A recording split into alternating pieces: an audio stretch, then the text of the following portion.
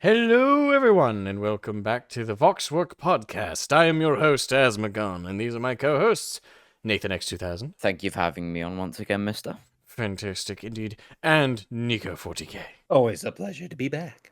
Indeed. And just before the recording of this podcast, Nicho released a new video on his channel. Please make sure to check that out, because it is god tier. Thank you.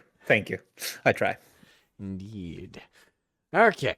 So, today's topic, as was suggested by Nicho, we are going to be talking about the upcoming Henry Cavill television and or film for 40k. So, specifically from the angle, we're going to be talking about it from what is the first thing that what should Henry Cavill do, if for a film and if for a television show? What, faction should he cover, from what angle, from what perspective, and each of us are going to give our suggestions. Yes.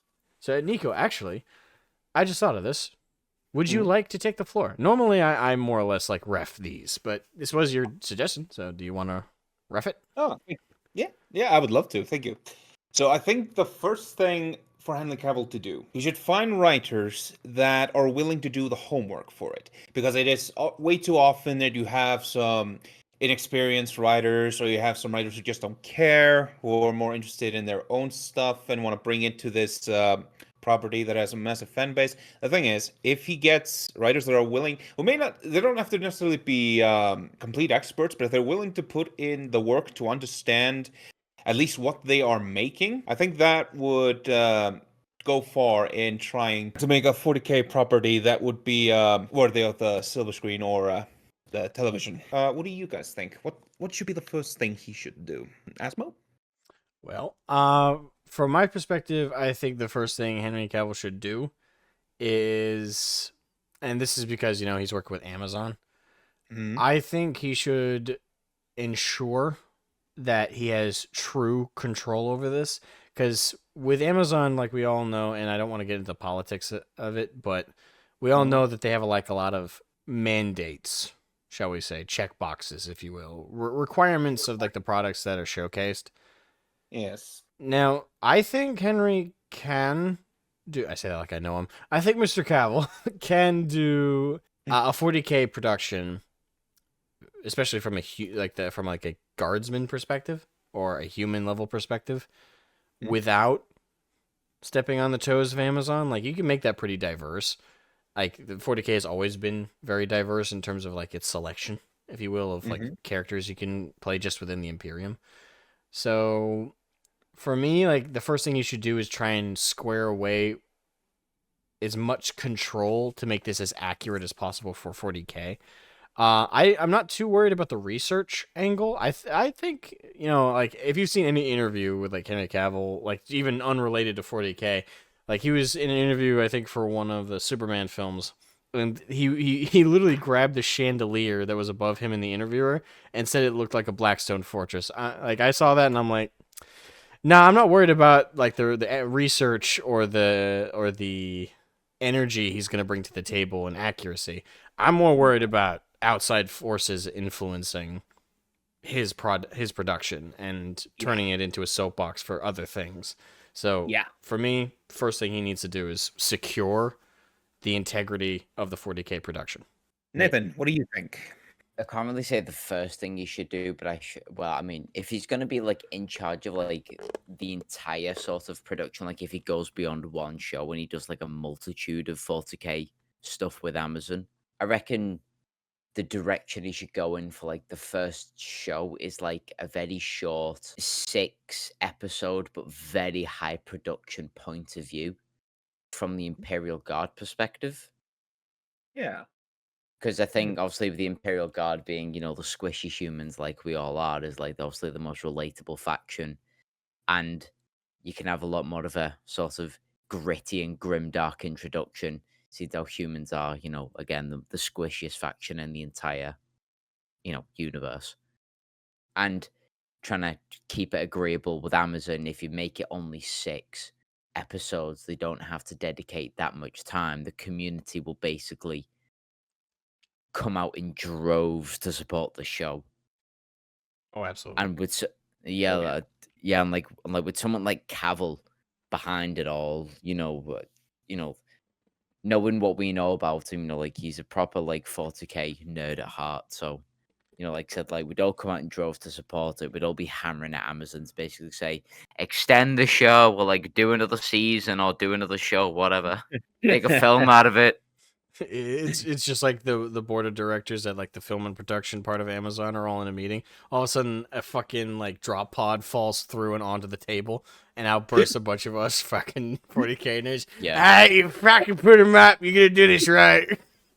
I just Jeff gonna imagine that they all smell like friggin' Nurgle's rot or some shit. It's like, oh god, what does that smell? That's 30 years of virginity. Fuck. Oh, Celeste has never touched me. I can tell you that much. I'm sorry. I completely knocked us off the rails. My bad. no. It's fine. So that is what Cavill should do. Now, for the factions, obviously, I think you guys think it should be obviously the Imperial Guards. I mean, that's the easiest, like in terms of money, as well as scale, as well as all that kind of stuff. Like, what Imperial Guard faction do you think would be the best? Before we get into that, I would say, for me, I would say it depends on if it's a movie or if it's going to be a show. For like the Space Marine versus guard or human level perspective. Because for me, a movie, if they're going to put a movie level budget into it, I'd say Space Marines. Yeah. Like imagine the Space Marine video game, which I'm assuming we've all three of us. I know Nathan has. Nicho, you played the Space Marine game, right? Obviously. Just checking. I'm not that much of a heretic. Press exit out. But why the fuck did you say it like that? It's like, oh, like, obviously. I felt like you were dipping your hand in midair. Like, obviously, God. Oh my god. Oh my god, oh my god, no! Note to self, do not check Nico's sock drawer. Oh no. Slaneshi worship suspected. Call Inquisition. But like but can you imagine like a film that tells the same story as the Space Marine video game? Now, obviously not the exact same story, but same like idea, right? Like if you condensed the Space Marine video game into just the cinematics, and the core story is a squad of Space Marines land on a planet, fight against a number of enemies in big epic battles, and the end of it they solve everything as best they can, but it's 40k, so there isn't a happy ending necessarily, and our titular heroes suffer a loss of some kind. In the case of the Space Marine video game, Captain Titus is dragged off by the Inquisition and Black Templars, which is still a weird combo for me. I can definitely see it. For Space Marine, I mean, if it is a movie, if it is a television, I mean, obviously you want to go for if it's television, I think if it's for a show, I think they should do humans. I'm not sure if I would go with guard personally. I think I'd go with an Inquisitor. So, like, are we talking Gregor Eisenhorn? Yeah, Eisenhorn. Honestly, I wouldn't be against them creating a brand new one. Like using the existing Inquisitor. That requires a lot because pretty much every Inquisitor that is established in the lore in the books has a shit ton of background, and the question there for me would be like, okay, how much of the show is going to be setting up explaining their backstory personally as well as the Imperium as a whole. I think it's fine if they make like a new younger Inquisitor. Yeah, and maybe like someone who's either a Puritan or a radical, and they change either way.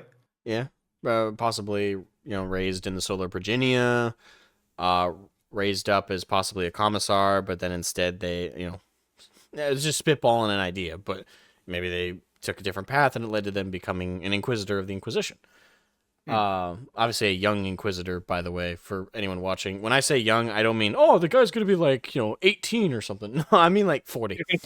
He's going to be like a California, like, underwear model or something. Oh, God. No, like make him like 40, 30, something like that. Like, that's still young for an Inquisitor. They had a life before they became Inquisitors normally.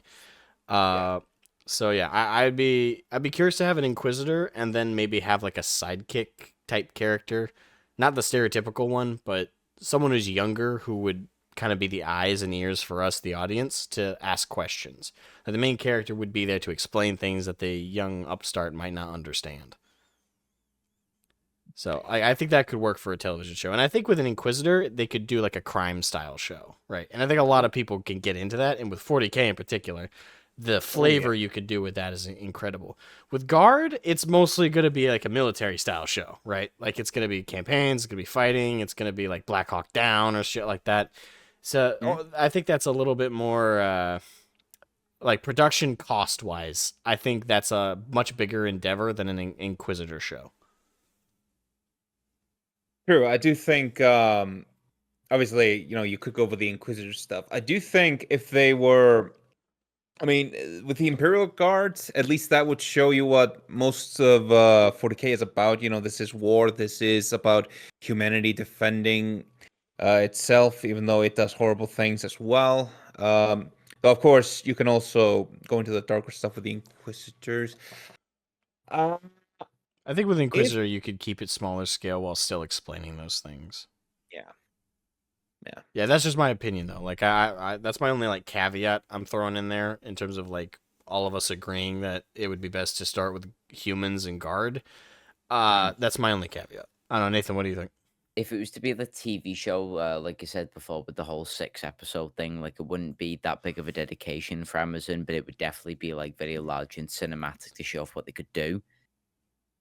I'd imagine Amazon's budget could easily pull off a Band of Brothers type of Imperial Guard show. Yeah. Yes. Where like definitely. They see the worst shit on like maybe Henry Cavill could do like from the point of view of a regiment during the final hours of Cadia.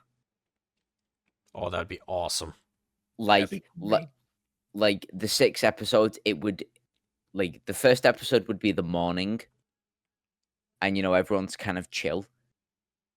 And then progressively, as the days go on, or as the day goes on, everything gets worse and worse, and people die and get killed off. Characters that and love, the Imperial Guard banter because of the bleak situation, carries it all through in spirit.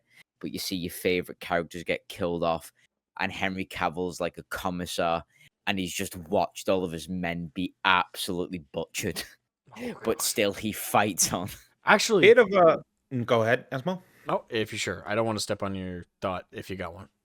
Well, I was actually gonna say one thing. This thing was interesting. If they were ever gonna do a movie, right? Because obviously, I mean, there's a lot to 40K. It's like there is a lot to it. Would an introduction like to how the Imperium got this way be a bit too much, or would it even be relevant? That's the thing. The problem with that is, and I think this has been a big part of the discussion since the announcement of this project, right? How do you, like, in a single, let's say they do a 6-episode season of an hour each with basically a limitless budget. Even with that, how do you succinctly explain, modern age humans, then growing to become the golden age humans, the men of iron, then the dark age, and then the Great Crusade era, as well as the Unification Wars in between, the fall of humanity and the men of iron. Like the Unification Wars on Terra alone could be like a fucking, at the very least, a very long movie or series of movies. Oh yeah. Or a fucking 20-season plus show. Just the Unification War. Like, there's so much there. Yeah, the thing with because I know everyone would argue that the best character to try and introduce people into 40K would be the Emperor, but the thing is, the Emperor, as he is written nowadays, is incredibly different depending on how he used to be. Well, the problem is how he's written is inconsistent per book. Oh yeah, like in one book, like it's not even like a difference of in the old books versus the new, he was like this. No, even in the old books, like every other book, he'd be portrayed differently. Sometimes he'd be portrayed as this godlike figure that was playing 4D chess while everyone else was playing checkers. And then in others, like Angron's story, he's portrayed to be a completely oblivious asshole who has no understanding of social situations, cues, or consequences. And then there's others where he's just a scheming dick. And then there's ones here he's ambivalent. That's a difficult. Some people actually like that, by the way. I don't. I don't think anyone here does. Like the No. inconsistency of the Emperor is not charming. It's not something like intriguing or interesting. It just feels like it doesn't feel like it's this big. Oh, he acts differently between other people because this and this. It doesn't feel like there's any setup for that. It feels like the writers are just doing what they want with him and they're not talking to each other. So Which the whole turns out that tends to be the case. yeah, for me, I would recommend that the show completely avoid showcasing or using the Emperor directly. Referencing, of course, like as a religious figure, that's necessary, especially if they're going to place the show or movie in the modern day of 40k with the 41st millennium. They absolutely need to reference him, but actually show him, actually have him as a character, and even in like if the show is based in the Horus Heresy, which by the way, this leads to another question I have, but to finish my point. No matter what, I think the show should avoid directly using, showcasing, or anything the Emperor. It'd be a bad mistake because, first of all, for like the established fans, as much as some established fans think they're like, oh, I absolutely want to see the Emperor, think about the substantialness of that. Because once they show it, even if this show ends up not being canon, which I think they've announced it is going to be canon, but let's say even if it's not canon, there's now forever going to be a debate in the 40k sphere of whether the portrayal in this show is the Emperor, or if the books are correct, or if this is correct, or if that is the correct. It's just going to turn into a whole new dividing line in the hobby space that I think we don't need. Like I just don't think it's necessary. Reference him, absolutely. Show iconography of him, yes. Have characters give their perspective on who they think he is, but don't show him. Let him be a mystery box, if you will. Yeah, let him be some ambiguity. Yeah.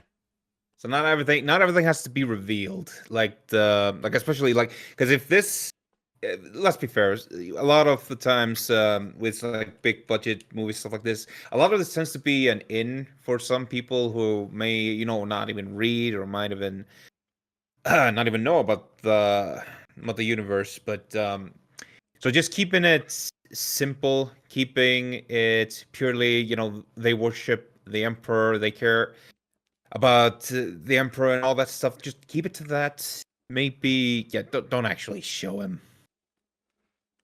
Not to hijack like the. Oh, jeez, sorry, excuse me. Not to hijack the conversation, but I do have a question for you both in regards to this that I don't think is listed within the topic, unless I looked over it. But probably not. What maybe? era? What era do you guys think the show should take place? That's a good question. And/or movie. To be fair, Asmo, I think you know enough about me in order to know which era to put it in. I think you would. To be fair, would you put it in the modern 40k, like 41st?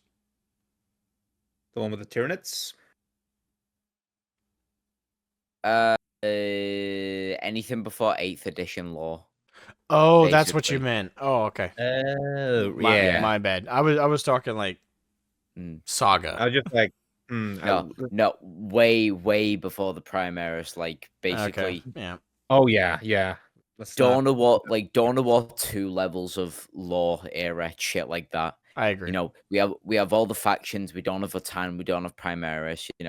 When shit was still grimdark, because if Cavill is as big a fan as he says he is, I trust that he would make it grimdark. Yeah. Because even though Amazon might argue from a point of, well, if we cater it to bigger audiences, more people will watch. Hopefully, Cavill will turn around and tell them that no, we already have a dedicated audience for grimdark. Like it spans generations. 40k does. Oh, absolutely. It and these people will make up in support for the wider audience as long as we cater to the niche audience. Like the support will be stalwart. Yeah, and the thing is, like, I want to say it's like 4 or 5 generations of like people and families have been engaging in 40k. Isn't that's weird to think Yeah. about? But think about that. We're almost 40 years in to the hobby Yeah. existing. 40 years. Only thing that's beating that in terms of like fandoms is things like Star Wars, or like which is only by a couple years, and then D&D. And even then, like a lot of those have like breaks in generation. Like not like, well, I guess that might be bold of me to say, especially when we talk about Star Wars. But 40k has had a really consistent generational. Like, there's a lot of people who have been like, oh, my grandfather was into it, so my dad's, and then my dad and my grandfather got me into it. Like, I hear a lot of stories like that in 40k. So like, I think that's a big aspect to it. But to kind of, sorry, steer back onto the question though. Yeah, like I'd agree with Nathan in like pre-Primaris. I might be the only one on my hill to say this. I think they should have a show take place. I don't know. I feel like a lot of people are going to disagree with this, but I'm staring directly into the screen. My mouth is right next to the mic. Go on, Asmo, die on this hill. It's like I'm just ready in the bolt gun here. She's like, I will die on this hill. I think they should have a show. Maybe not the first one. I'd agree with that on my hill here. But I think they should have a show take place during the War of Armageddon. The Third War of Armageddon, specifically. Is it for the Orcs or the Black Templars? I mean... Well, that's the thing. I think it should be from the Armageddon Steel Legion. Their perspective. Because we already have in the books a very thorough perspective from the Black Templars. I legitimately thought you were gonna say like maybe we should have a series from the point of, I don't know, Belisarius Cull. Like I thought it was gonna be that sort of shit. No, you have a very good idea, Rasma. I thought it was gonna be the most heretical shit we've ever heard. No, I didn't say like people would disagree with me because it was heretical. I think most people are gonna disagree with me because a lot of people are not gonna think that's a good place to start, let alone that's the way it came across, as if you were gonna recommend something like my bad. so normie. My bad. Maybe Rabute Gilliman should get his own series. Fuck no. You know I'd never say that. You don't even know me if you think I'd say that shit. No. Okay, no. I don't think the Third War of Armageddon from this perspective of the Steel Legion is, I'll agree it's not the place to start, but I would argue like make that the second show. If like obviously like if the first show goes good or first movie, whatever it is, they're going to expand. Right? Like they're not going to stop at like one movie or one show unless they do bad. So if they get the first show off the ground, whatever it may be, I would say, and I would argue that the Third War for Armageddon being a setting for a show from the Steel Legion's perspective, and I'd even film it like an anthology, like each episode is from a different perspective of like a different unit I wouldn't, if that's the case, I wouldn't want the episodes to be short. Like they can't be 20 minutes. I'd say like a minimum of 45 minutes to a max of an hour and 10. Like each one's a mini film, and do it from a different perspective for each episode, from a different squad or a different unit. Maybe have one from the perspective of the Flyers and Valkyries dropping bombs on the Orcs as they're tearing through the battlefield, and you see these little dots moving at like blinding speeds, and those are the Black Templars. And that's like the first way you introduce the Templars, and even Space Marines, is like I think these shows / movies, whatever they may be, I think it's a bad idea to jump right to Space Marines. I have the fear that that's kind of be a mandate. Like I feel like GW would tell Cavill, like, look, the first movie or the first show has to have Space Marines. Like you have to start out strong. You have to start out with the best thing. And that's my fear. As much as I think that unfortunately would drag a lot of people in, even the people who are not fans of 40k. Because, you know, if you put on the poster big armored Space Marine, that's going to get butts and seats. But I feel like it would be bad for the cinematic, lack of a better term, cinematic universe, if you will, for 40k. Because it's the same problem with starting off too strong with like the best heroes in the most powerful situations. We see it with what happens with Marvel, right? Marvel started off with, Iron Man and a bunch of like B tier superheroes, and then they jumped right to Avengers, and then they went all the way to Thanos. All of that in only like less than a decade of films. And now we're seeing that completely peter out now, right? Yeah. But by all accounts, the superhero genre could have lasted 2-3 decades with how many superheroes they had to work with, and they could have taken a lot longer to work up to big storylines like that.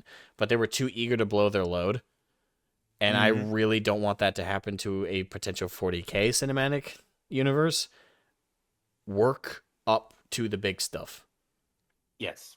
And I think for Space Marines, the first show should not show them. Maybe reference them. Maybe in like an end credit scene at the very end of like a show, have like the stomping boots, approach the corpse of our main heroes that are dead at the end of a show or at the end of a movie. Like, work up to them. Maybe show them in the background as like these blinding blurs of just force moving through, and we barely comprehend them. And then after like the first movie, after the first couple shows, start to show them in more detail. And then my idea with the Armageddon Steel Legion perspective, and like let's say the second episode in the anthology is about Valkyries flying overhead, dropping bombs on the orcs. You see those black dots of blurs just tearing through the battlefield and blood just spurting up as they run through the orcs. Get the audience who are not 40k fans to feel that tension of, oh, what is that? What are those things? Why won't they just show them? Get that blood pumping. And for us fans, get us hype to see those reactions. It's like, oh, we know what those are, baby. Like get that hype going. But my fear is they're gonna blow their load, and they're gonna do it way too soon. So I think they need to build. What my fear is, my fear generally is that obviously if they're not gonna focus on Imperial Guards, or if they're even if they're not gonna be focusing on Space Marines, my fear is that the faction they're gonna be focusing on is the Sisters of Battle. And as much as I love the Sisters of Battle, I just see where they immediately want to go with that. Like, they want to use that as some sort of springboard for messages and stuff like that, even though that's not what the Sisters are about. That is my fear. And luckily, the thing is, like, the moment they would do that, especially right now, when people are really getting sick of all of these shows and movies that are less interested in entertaining and more about preaching. Like, that is starting to peter out. Like, Hollywood is actually starting to feel the effects of that.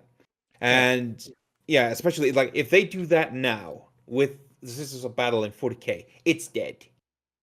It is dead. It'd be the worst idea.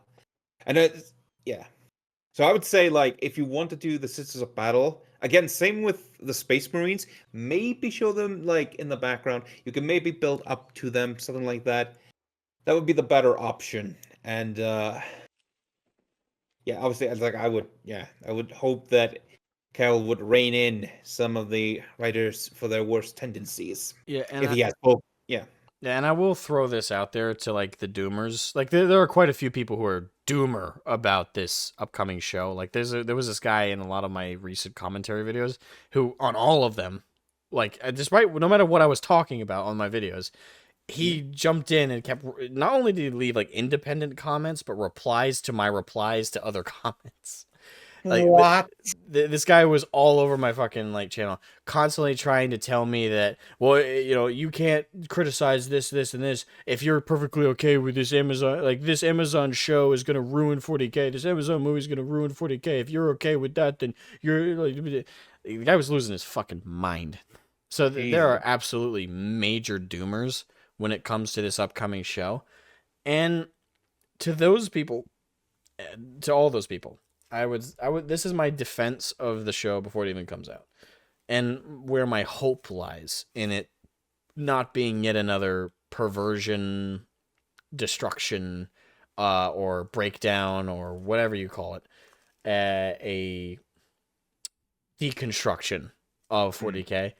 Like, the people who fear this is end up going to be woke garbage. This is, first off, we haven't seen anything yet. Wait until we at least get trailers before you start saying stuff like that. But the other major thing is Henry Cavill has already been on the receiving end of the woke with The Witcher. He has been on the ground making a production he actually was a fan of. He fought to be The Witcher. He really loved that property and show. He played the video games and read the books. He was a fan. And we already know that he quit because they weren't listening to him when he was telling them, no, that's not what this should be doing. No, that's not accurate to the lore. No, he and another writer on their project were trying to make it accurate to what the fans wanted because they were fans. And when Henry quit, they shit talked him because of it. And they said, oh, he's such a misogynist gamer. He's so toxic. He's been on the receiving end of this garbage. So before you absolutely paid for it. Sorry. Oh yeah, absolutely. Nobody watched The Witcher after he announced he was quitting. The viewership plummeted at best. Absolutely, with Blood Origins itself. Oh my god, this is what they wanted to make all the time. Yeah, it was. Oh god, it was terrible. Like the moment he left, it was the death knell. But that's kind of what I'm saying though, is he was on the ground to see what happens when you fall to this crap. And the fact that he's a bigger fan of 40k, maybe have a little confidence in the fact that he's fighting to make this something a fellow fan would make. So before you condemn it, before you say it's going to destroy 40k, which it wouldn't anyway, but before you start losing your fucking minds, wait till we at least see a trailer. I mean, before you, like, if we see a trailer, at least there's going to be something to fuel your psycho replies in my YouTube channel. But, wait for something. That's all I ask. Like, I feel like too many people are determined to shit on it before they've even seen anything. So give the man a chance. Yeah, especially this guy, like, compared to somebody else. Yeah, he deserves the benefit of the doubt. Definitely. Yeah, I could understand if it was like some jagoff, like, who was in interviews was like, 40k, you mean that edgelord misogynist crap? Like I could understand if it was that, but the guy's literally for decades shown he's a fucking nerd. So, like, give him a chance. That's all I'm saying. Nathan, what do you think? I mean, I don't really have a lot to extend upon Asmo's point because, to be fair, Doomers in general, I have a distinct vitriol for. Because if the only thing you're going to bring to a situation is negativity, then I don't really want to engage with people like that. Like, I just don't like the types of people that will immediately shit on something before they've even seen anything. Yeah. I mean, it's fine. I mean, if it's fine to have your suspicion saying, well, it could. Well, yeah, obviously it could. But without any tangible sort of line of thinking, you assume something's going to be shit because Uber's Amazon and Amazon did all this shit, without any niche of opinion, without actually looking at who's behind it, what the community drivers behind it, what the support's going to be. If you're just going to ignore all that and immediately think something's going to be shit, then why even bother with interacting with these people? Yeah. I do understand being worried. Don't get me wrong. I do understand being worried, especially after Rings of Power. But again, like, those were people who, again, they did not care to begin with. They just cared about, the fact that it was one of the largest properties on Earth. Yep. And they were going to put their stamp on it, regardless of who wanted. But again, Henry at least has shown, like, this is something he really cares about, and I'm willing to believe that he's gonna bring the best that he can. Anyway, what was the next point? Yeah, I think I apologize for hijacking it. I think we were just about to jump into like if Imperial Guards, who, then who, if Space Marines, then Oh, who. right. Sorry. My bad. Yes. No. It's fine. It's fine. I kind of forgot myself. But all right. So if Imperial Guards, who would it, what faction of Imperial Guards? Because I sort of don't want to begin where people are gonna take the wrong idea, like with Krieg. As much as I love Krieg, they're gonna get the wrong idea immediately. They're gonna think, "Oh my God, Nazis," or something like that. Like Well, go ahead. I mean, Sorry. to be fair, if it starts off with Krieg and then a bunch of people like, oh my god, Nazis, then to be honest, those are the people that we don't want in the hobby. Like that show, if you immediately think of Nazis, it'll gatekeep itself. Those people will piss off the people that we don't want in the hobby. The gate will keep itself. That is True. true. And I was gonna It- say we. Oh, sorry. Go ahead. Oh no, I'm not going. I just stuttered. Oh, okay. I was gonna say we shouldn't start on Krieg for a different reason. It's not because of like the Nazis thing, because fuck anybody who thinks that. Like, obviously, you weren't willing to give it a chance if you're gonna dismiss it like that anyway. Exactly. But I don't think we should start with Krieg, because Krieg, I think, would be some of the worst protagonists.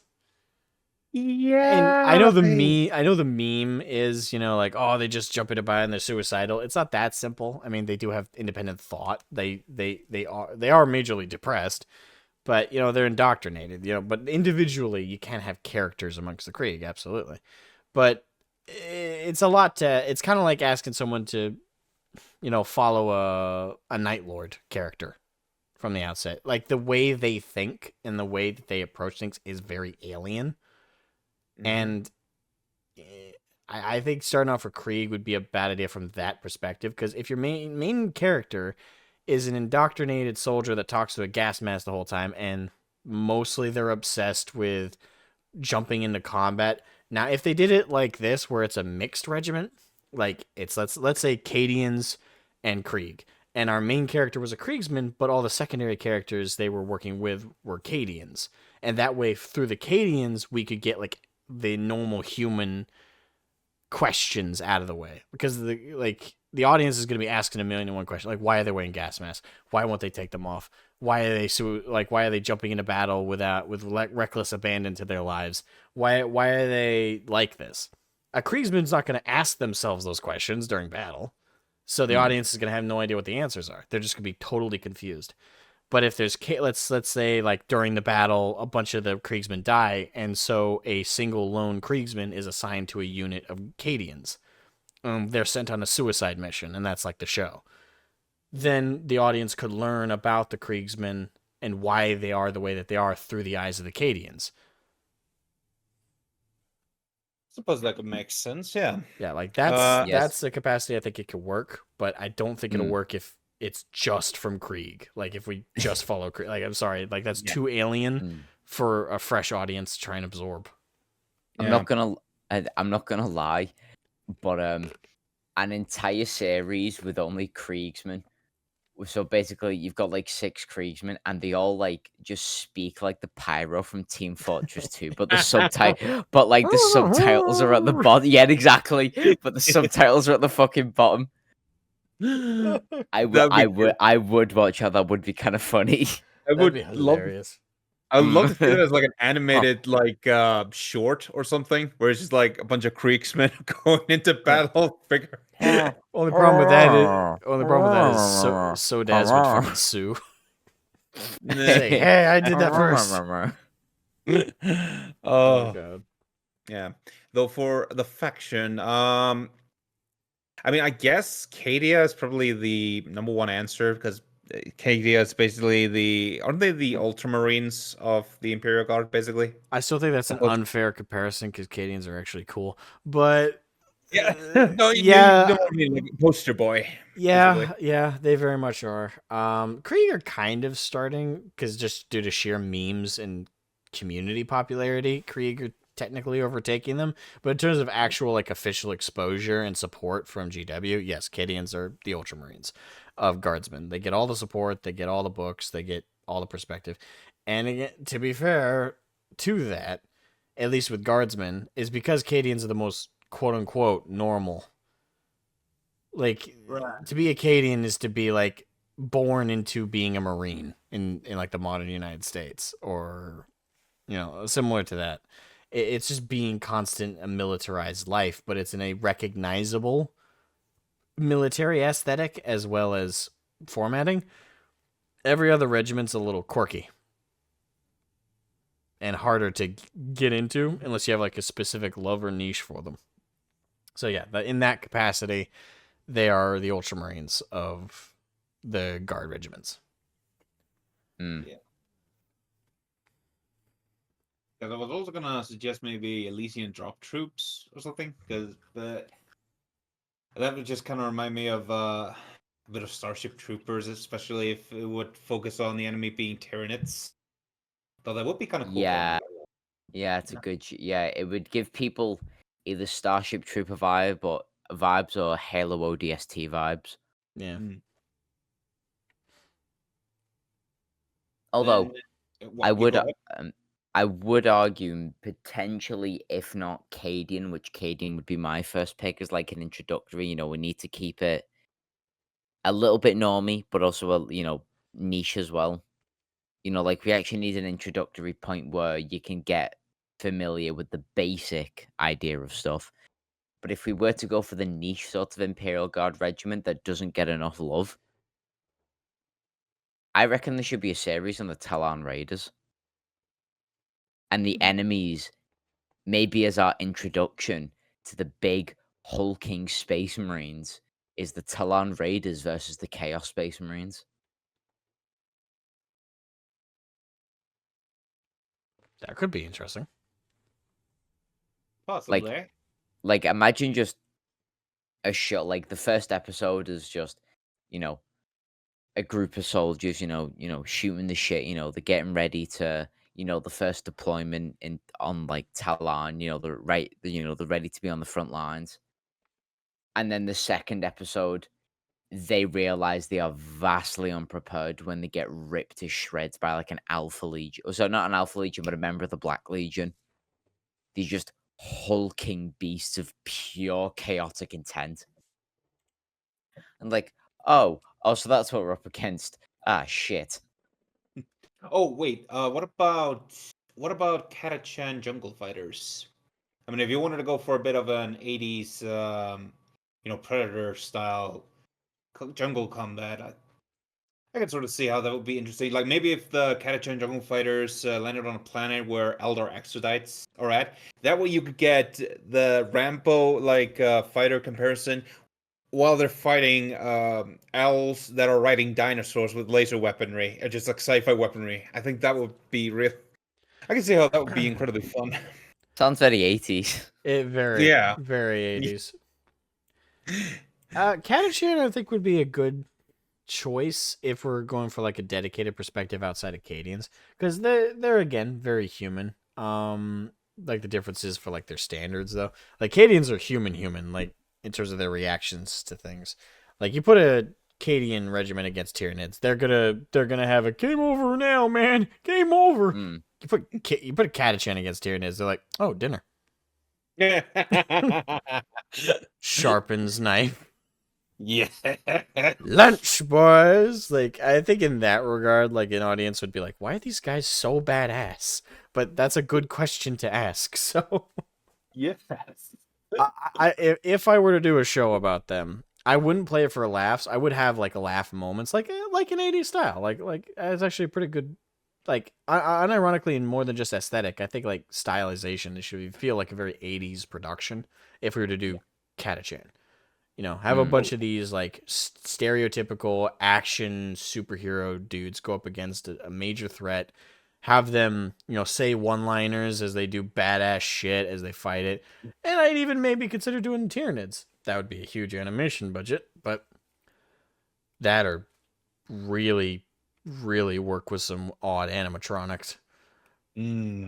I would do it as like how they did Predator almost. Like I would do a Predator style 80s Catachan film if I were to do that though. Like it wouldn't be like big battle lines and like shooting and warfare like a lot of the other potential guard shows or movies could be. I think with Catachan, it'd be a missed opportunity if you started them off fighting like that. Even though that they do, they fight in big giant battles just like the Krieg or Acadians do. But I think it'd be better to start them off in a Predator style situation where a unit of them is maybe just deployed on a planet to aid with like a PDF force in a jungle world.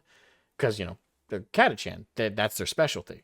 So for them, it'd be like, oh, this is vanilla. This is Wish.com home. It's got the trees. It's got all the spores. But I mean, half these plants don't even try and eat you or poison you. Like, geez, where are we? Have them show up to help a PDF force, and have it open, with like them arriving. The PDF are like, ugh, these bony boys being sent to help us. What the fuck do they know? Why are the higher ups making us work with these guys? Well, they say that they're the best of the best. Well, how so? Then have them like get off of Valkyrie, and they're just like, big bulging muscles exposed. One of them smoking a giant cigar, Arnold Schwarzenegger style.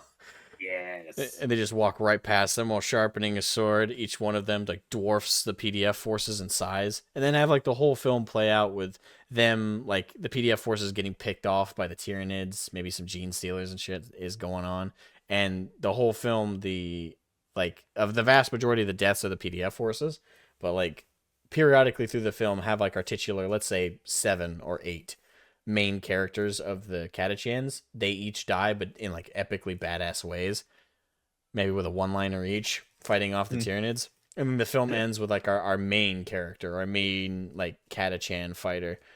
I will say this: it cannot be Slime Marbo. I'm sorry, do not do that, please. No, like make it someone original. Yeah, please don't do Slime Marbo, because the first thing like a normie audience is gonna say is Chuck Norris. To be fair, I think there is a way that you can incorporate Slime Marbo into a series like that.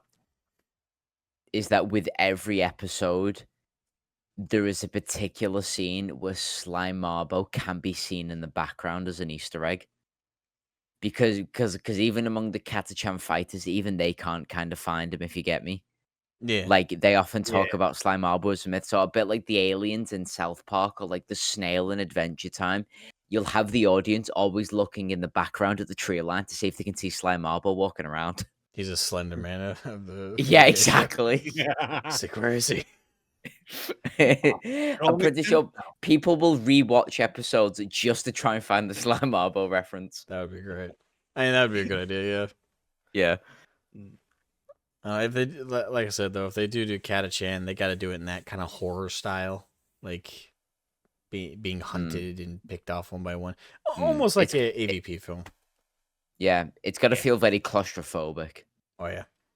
Oh yeah. So either utilize like nighttime in forests with thick shrubbery, or maybe force the Catachans into what for them would be an uncomfortable scenario, which is more like ship containment. Although, to be fair, I think it would be a massively passed on opportunity if the Catachans get off the Valkyrie and like Fortunate Son is not playing in the background. Yeah. At the same time, though, like as much as that's funny, and I would love that, unironically, I think that'd be a bad idea. Because the question for the 40k fans is, why the fuck is a modern song still existing? Oh come on! Imagine being that hard up that you won't allow one Easter egg song in your My friend, pick. we are both in this community. You know the anal motherfuckers that are here. Yeah, I know the anal, but I pay no attention to them. Like, imagine getting that hard up about an Easter egg song. Like, it's funny. It fits. You can just have it as a one-off. Maybe they found the CD on Old Terror in, like, the bottom of a sewer or whatever. Perfect condition. Imagine there's an STC with, like, the AI music voiceover shit. Yeah. It survived. Oh my god. No, wait. Oh, that's where they find your copy of Dawn of War in perfect condition. Yes. Fucking A. I mean, I think the one way that it could work is like, let's say, like as they're flying in, one of the PDF forces is like screwing with like a Vox, and as they're flicking through the different signals, like just for a brief couple of seconds as the plane is landing, like it switches and Fortunate Son is playing, but it's kind of like filtered somewhat. That way, it's a fun Easter egg, but it doesn't like break immersion. Yeah. How the fuck did you say that? Immersion. Me illusion. Me. Mujum. Oh god. So, as we've talked about it, how have each of us kind of come to a conclusion on like which human guard regiment we would go with? I would say generally like Cadia. Okay. Like that would be a good start, I think. Mm, Or maybe yeah. even yeah. Cadia General. to me would be a good start, but I do reckon the Talon Raiders would be a decent shout to cover because I don't think they get as much love as they should do, given the fact that Good. they fight Chaos Space Marines in the fucking desert. Yeah. Well, though, what about the Tanith first and only? Would that be a good start or Tanith. Tanith as in Gaunt's Ghosts? Mm, a lot of people have suggested Gaunt's Ghost for like a starting show, and I would agree with that. A Gaunt's Ghost show, I think, would go over well. And the Gaunt's Ghost as characters, they're very like likable and relatable. So I'd say that would work. Absolutely. For me, it just comes down to the question of like, should the show be covering established characters and places, or should the show slash movie try and introduce its own and then work its way to established characters? Mm. You know, like for me, I'm okay with either, but it's very specific on the approach. Because part of my fear with starting with established characters is that for me is a telltale sign that they're not going to do what I said they should do, which is build to things. Like if they're jumping to every name drop character they can, that tells me that they want to get to the big stuff too quickly. So I think the shows slash movies shouldn't be afraid to create their own characters, create their own flavor, and then work their way to the things all the fans know.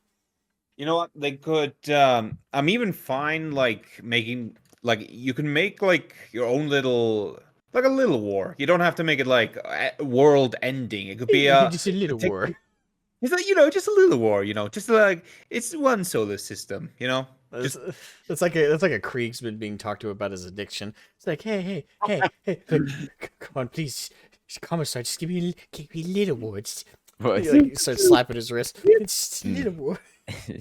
You can have a little war as a treat. We'll drop you with one basilisk, and you can bomb this city for 7 years. Yippee! Yay! Oh yeah. I do think that it's like I'm fine, like because at least with a war that they can that we've never seen before. It could be a nice little start. Because again, like now you have something to build towards. Though of course that can also bring its own problems if they want to bring in like established stuff. Yeah. So, okay, so we've asked the question of the Imperial guards, as in what faction would be best for the newcomers. What about Space Marines? As much as you may not think it should be the first faction to be established, like I said, just building it up. Yeah. If it was Space Marines. If they were to start with Space Marines. Actually, Nathan, you want to go first? I've been like grabbing it, so. My answer is going to be short and sweet. I do not mind what Space Marine Legion or chapter they use. Just for the love of all that is fucking holy, do not start with the Ultramarines. Thank you. I do not care what they use. It could be the most obscure Space Marine chapter out there. Just do not start with the Ultramarines, because I know there's definitely Ultramarine fatigue out there. Why? Like, you don't always have to go with the blueberry, but in fact, the fact that they're pushing the blueberry so much, it's having the opposite effect. They're like, here's the Ultramarines, everyone likes them. No, there are other people you're ignoring. Give us like, I don't know, White Scars, Dark Angels, like factions that actually have still a bit of mystery about them, and lore that you can expand on, a bit of flavor behind the actual Space Marines rather than the Ultramarines for the 10,000th fucking time. I'm sick of them. I'm Just know what you posted. genuinely sick of seeing those fucking Ultramarines. I agree. I I agree. Full steam. agree. For me, like I'm on a similar line. I've established my thoughts. I think they shouldn't start with Space Marines at all. Work your way to it. But following the line of the question, if they were to start with them, where should they start? I think they should start with probably salamanders. I mean, they're the best pick, I think. And this is me thinking from the perspective of the normie, less so from like the fan base. I think the fan base would be okay with it. Mhm. But for like normies, for the sake of normies, they need really human, like humanity, a little bit in there. And though salamanders, though Space Marines as a whole are very unhuman, like the way they approach things, they're very analytical, very logistical, very like battle focused. They still have personality. You read any of the books, they still hold on to their humanity in that regard. They're very individual people, but they follow orders to a T. They're kind of like knights, but a very stereotypical like knight from like fantasy or like a paladin. A lot of them are like that, and there's a lot of disregard for human life for doing what they do. But I think when it comes to the most human, and because of that issue with a lot of Space Marines having a disregard for the average human life, I think for salamanders, who are the opposite in that regard for the most part, I think they'd be the best start. And though the memes hype up their wholesomeness a little too much, like in lore, they burn people, and if ordered to by the higher ups, they will put a human settlement to the flame. They will also try and save as many lives as possible. So, though they're not as wholesome as the memes make out to be jokingly, they are as close to wholesome as a faction can be as amongst the Space Marines. So starting off with them would be the best choice, hands down. Like there's no one who's a better starting point. I think starting with the Ultramarines it's probably what they're gonna do. Like if they do Space Marines, it's what they're gonna do. Like as much as I hate it, they're gonna do it. It's probably gonna be a mandate from GW because they're the poster boys. Again, I think we're all in agreement that they shouldn't even start with Space Marines. They should start with Guard. Start with a human perspective, then build to the inhuman perspectives, or the excelled human perspectives. But that's my answer. Salamanders, if they start with Marines at all. To be fair, as we were discussing before, if they do start off with Imperial Guard, at least the Imperial Guard is our introduction to the weight of the situation and the weight of the characters and how everything feels. So if you start off with the Guard, the Space Marine, they'll have a lot more gravitas around them. They'll feel a lot more weighted, a lot more sort of heavy and hard hitting. Yeah. Yeah. So my perspective on what Space Marine faction they would begin. Okay, this is gonna sound a bit weird, probably. But I'm sure you. Well, in terms of grimdark, but also like trying to feel for them on a human level. This is gonna. Basically, I'm thinking about the Lamenters. Because they just get shat on constantly. By fate, by everything, just they get the fucks. I don't know what. Basically.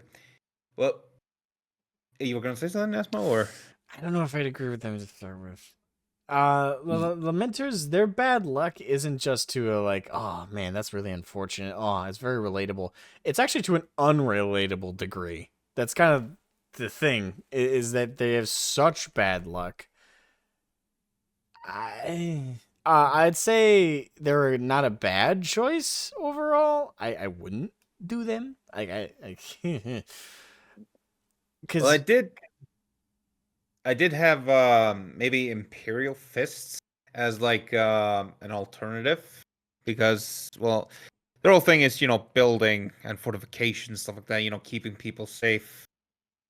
Well, obviously keeping themselves safe, more importantly, but I do think, I don't know, I think with the Imperial Fist, at least the idea is like, this is, they're very militaristic in their mindset, so I think that would be like, I mean, I can see it being a good introduction to what a Space Marine does and stuff like that. But again, you wouldn't really have the gravitas without maybe the Imperial Guards first. Mm. Yeah. I mean, I feel like if you start off with the Lamenters, it'll just be a grimdark version of like America's funniest home videos. Like episode after episode, you just see the Space Marines go through the worst luck known to mankind. Yeah, the thing is that's part of the problem is like their bad luck is so over the top. I think it sets the wrong expectation. Because like if they do it lore accurately with their bad luck, which isn't so cartoony, like they're tripping over themselves all the time, but it's to the point where like the situations they're in are constantly like, come on, man. I feel like that'd be fatiguing for the audience. It's like, especially if you're new. Like for fans, we'd be into it for the long haul, right? Like we'd all watch Lamenters get into just worse and worse fucking situations. we would find it cosmically funny, but we would also like be like, yeah, this is how it works lore accurately, so we're ready for it. But for a common audience, Yeah. you want to see ups and downs with your characters, right? Like you want them to have moments of success and levity and moments of failure and strife. You want to see them overcome trials, but that's the thing. You want to see them overcome them. The Lamenters never really get to that overcoming part. They just get thrown back in the mud. Like we rarely see them see any kind of love or success, and that's a huge niche with their faction. Is they're constantly in the worst case scenario. That's their cosmic bad luck. So I think to do them lore accurately would not be a good show for normal people. Yeah, there's only a set amount of times you can laugh at like a fucking Bane blade getting dropped on top of a Lamenter, just seeing like the big shadow like slowly get smaller and smaller. Like it looks up like Wile E. Coyote and just holds up a saying not again. It's like that cutaway gag from Family Guy. Like that guy. It's like the Japanese guy in the 1940s. Yeah, you the oh my god squash. Like it's just it'd be like that for the Lamenters the whole time. They should call it like fucking Lamenter tunes.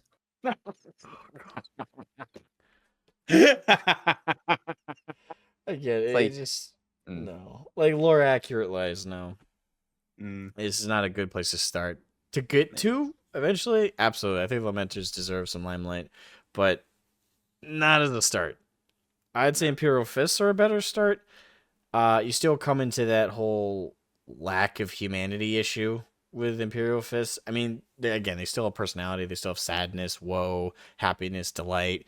They're not robots necessarily. They're rigid. They're stern. They don't show much emotion, but it's there. So you can still have, compelling characters, and they're very basic in terms of their culture. They're not like crazy wacko.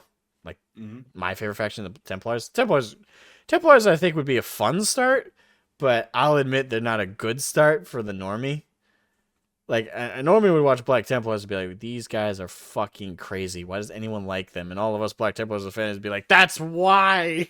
Yeah. It's like I just watched this man cleave open an alien in two and laugh about it. It's like, yes, it's amazing. It is beautiful. More, please. And now he's praising the God Emperor. Oh my god!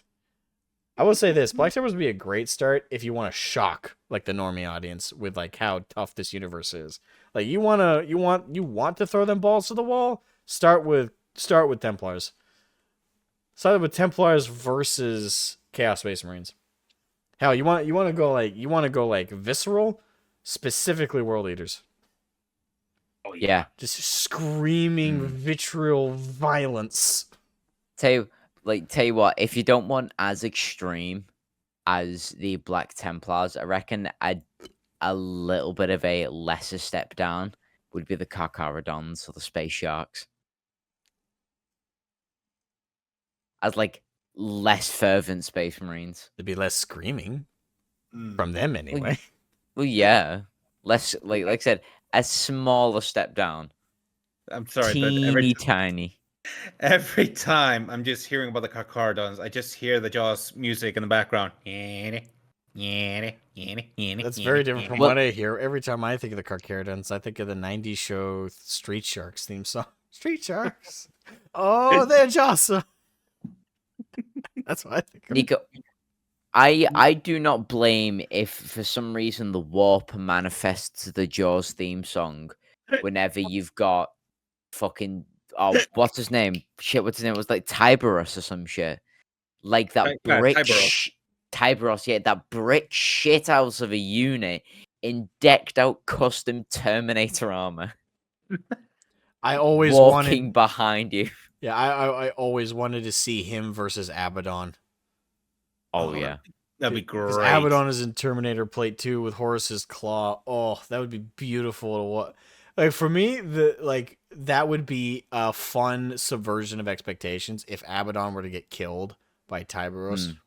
Like, I'm not saying they should do it in the books, but if they did, and they did it how I think they should, I don't think a lot of people would complain. People would say, like, oh, well, it's anticlimactic. She should have been a Templar because of what he did to Sigismund. Oh, it should have been an Ultramarine because of what happened here. You know, blah, blah, blah. But for me, if we're going to do a suspension of my expectations, or a subversion of my expectations, sorry, I think that would be a fun one.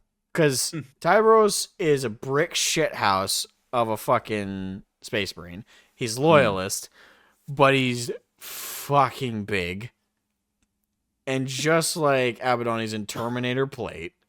So, in terms of just weight class, I think they're a fine fit, even though Tyros is still bigger than Abaddon. So, Yeah, do you know that? I was yeah, gonna say, yeah, do you know do you know that scene in the first Marvel film where Loki's talking shit to the Hulk, and then all of a sudden he starts getting slammed around before he even has the time to blink? I can imagine that's how they should do it. Abaddon starts grandstanding, "Who are you to talk to me, the War Master of the Chaos Undivided?" And then in between Undivided, you just Tybros grabs his leg and starts slamming him around the fucking ring. that would be amazing. I just love. By the way, I just sent a little something. I just love the comparison. Look at this guy. He's just a hulking massive death. I've seen a fucking edit of this meme with it's Tybros is the local pit bull and the Space Marine is my 3-year-old daughter. Oh God.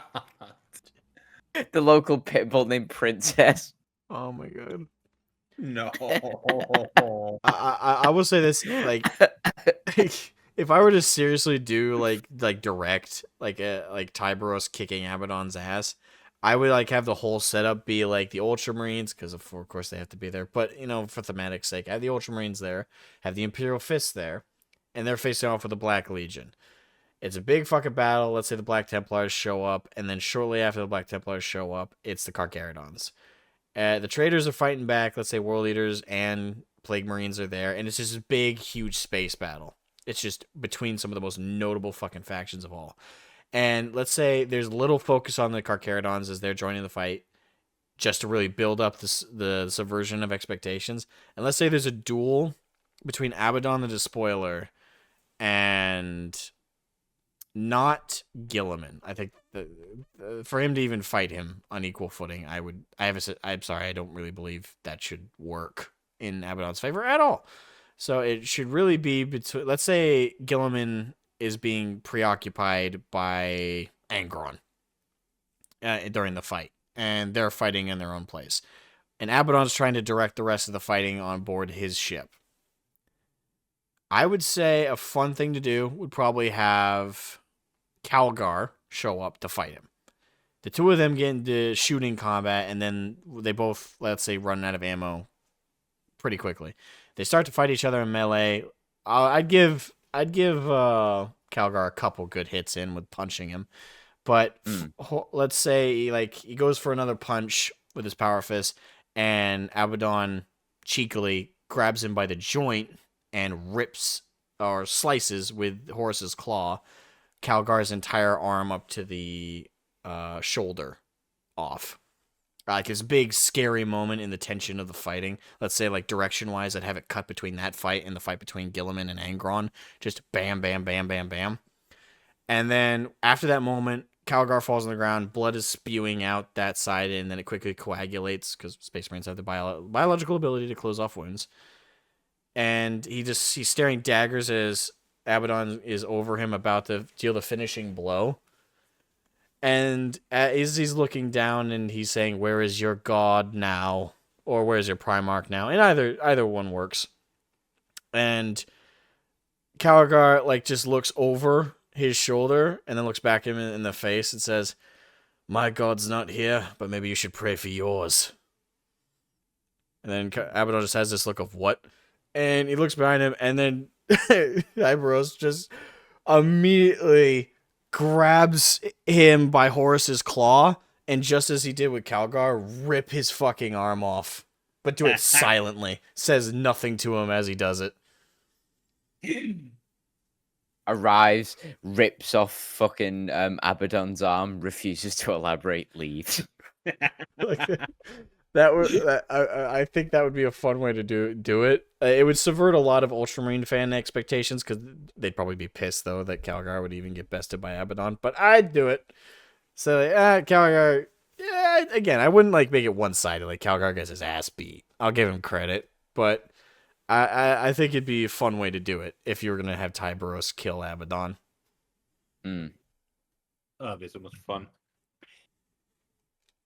We've done a lot of what ifs on the. I guess I have. I've done quite a bit of what ifs in today's episode. I'm sorry. No, it's fun, dude. Like I love hearing your opinions on it.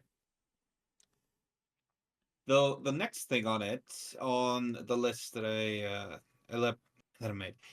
Okay, so we've talked about what Cavill should do, but who should he play?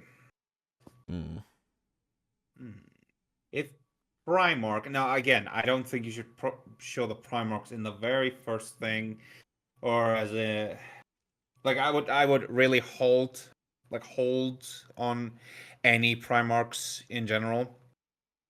But let's be honest, the Primarchs are. It's like they get the attentions that the fans want because a lot of the fans really want to know what the Primarchs are doing, what they're thinking, and all that kind of stuff.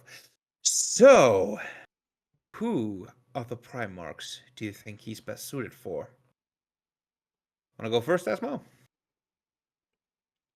I'm thinking. Nathan, It's a difficult one. Yeah, Nathan, do you have an answer prepped on this one?